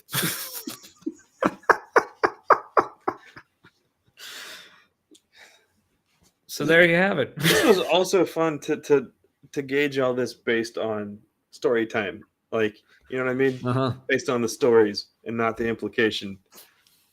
Like if we're just looking at it as literature, more or less. Mm-hmm. So yeah, so interesting the conclusions you can come to. Exactly, right? So yeah, so please let us know your conclusions. Like how would you have ranked this differently? Or like just what are give me some of your thoughts, even if you would have ranked them similarly to us. Give us your reasoning why. If there's any other kind of tier lists you would like to see us do, I'm sure we could have some fun with more of those too. But yeah, so feel free to, you can screenshot this if you want. I'll probably like save this and I might probably upload it to the page or whatever. But yeah, so that's our tier list. Yeah. Thanks again, Susan, for your input. And Indeed. Yeah, looking forward to more input from others as well as people like watch this later. But yeah. Why are you so tiny, Matt? All right. All right. Well, I'm an elf. Hold on. Let's see. Oh, it looks like I wish I knew what Susan was referring to with Kenneth Copeland here. Sorry, I missed that. I have no idea. Yeah. But I appreciate most of the streams I watch are nerd streams. They ranked like Star Wars weapons, ships, and stuff. So. Well, I'm glad to be a little bit of a change of pace, maybe for you. Yeah. All right. Well, we're gonna sign off and stuff. Or yeah, if you got to go and like yeah, this is another one of our went a bit long tonight, but hey, it was for a good cause. I mean, it's the Bible, folks. So. Yeah, I got nothing. It's like a weird place to add things. Yeah. Anyway. Yeah. No, just because of it speaks for itself. Yeah, the evening's content. That's all very interesting where things ended up. That was a lot of fun. Mm-hmm. Yeah. We should do some. Yeah, we should like do something creative. Mm-hmm. Yeah, like your whole like red team, blue team. That could be an interesting thing. So. Yep. All right, then. All right. Well, Benny, those dicks, and may your things and stuff be forever with your people. All right. Good night, folks. Later. See you next week with special guest, hopefully, trying to get lined up. Keith Anderson. It'll be pre-recorded because he's British and time differences. So hopefully get that recorded over the weekend for you folks to enjoy next Tuesday. Looking forward to that. Keith is an awesome dude. Looking forward to having a chat with him and seeing what he has to say. So, yeah. All right. Good night, folks.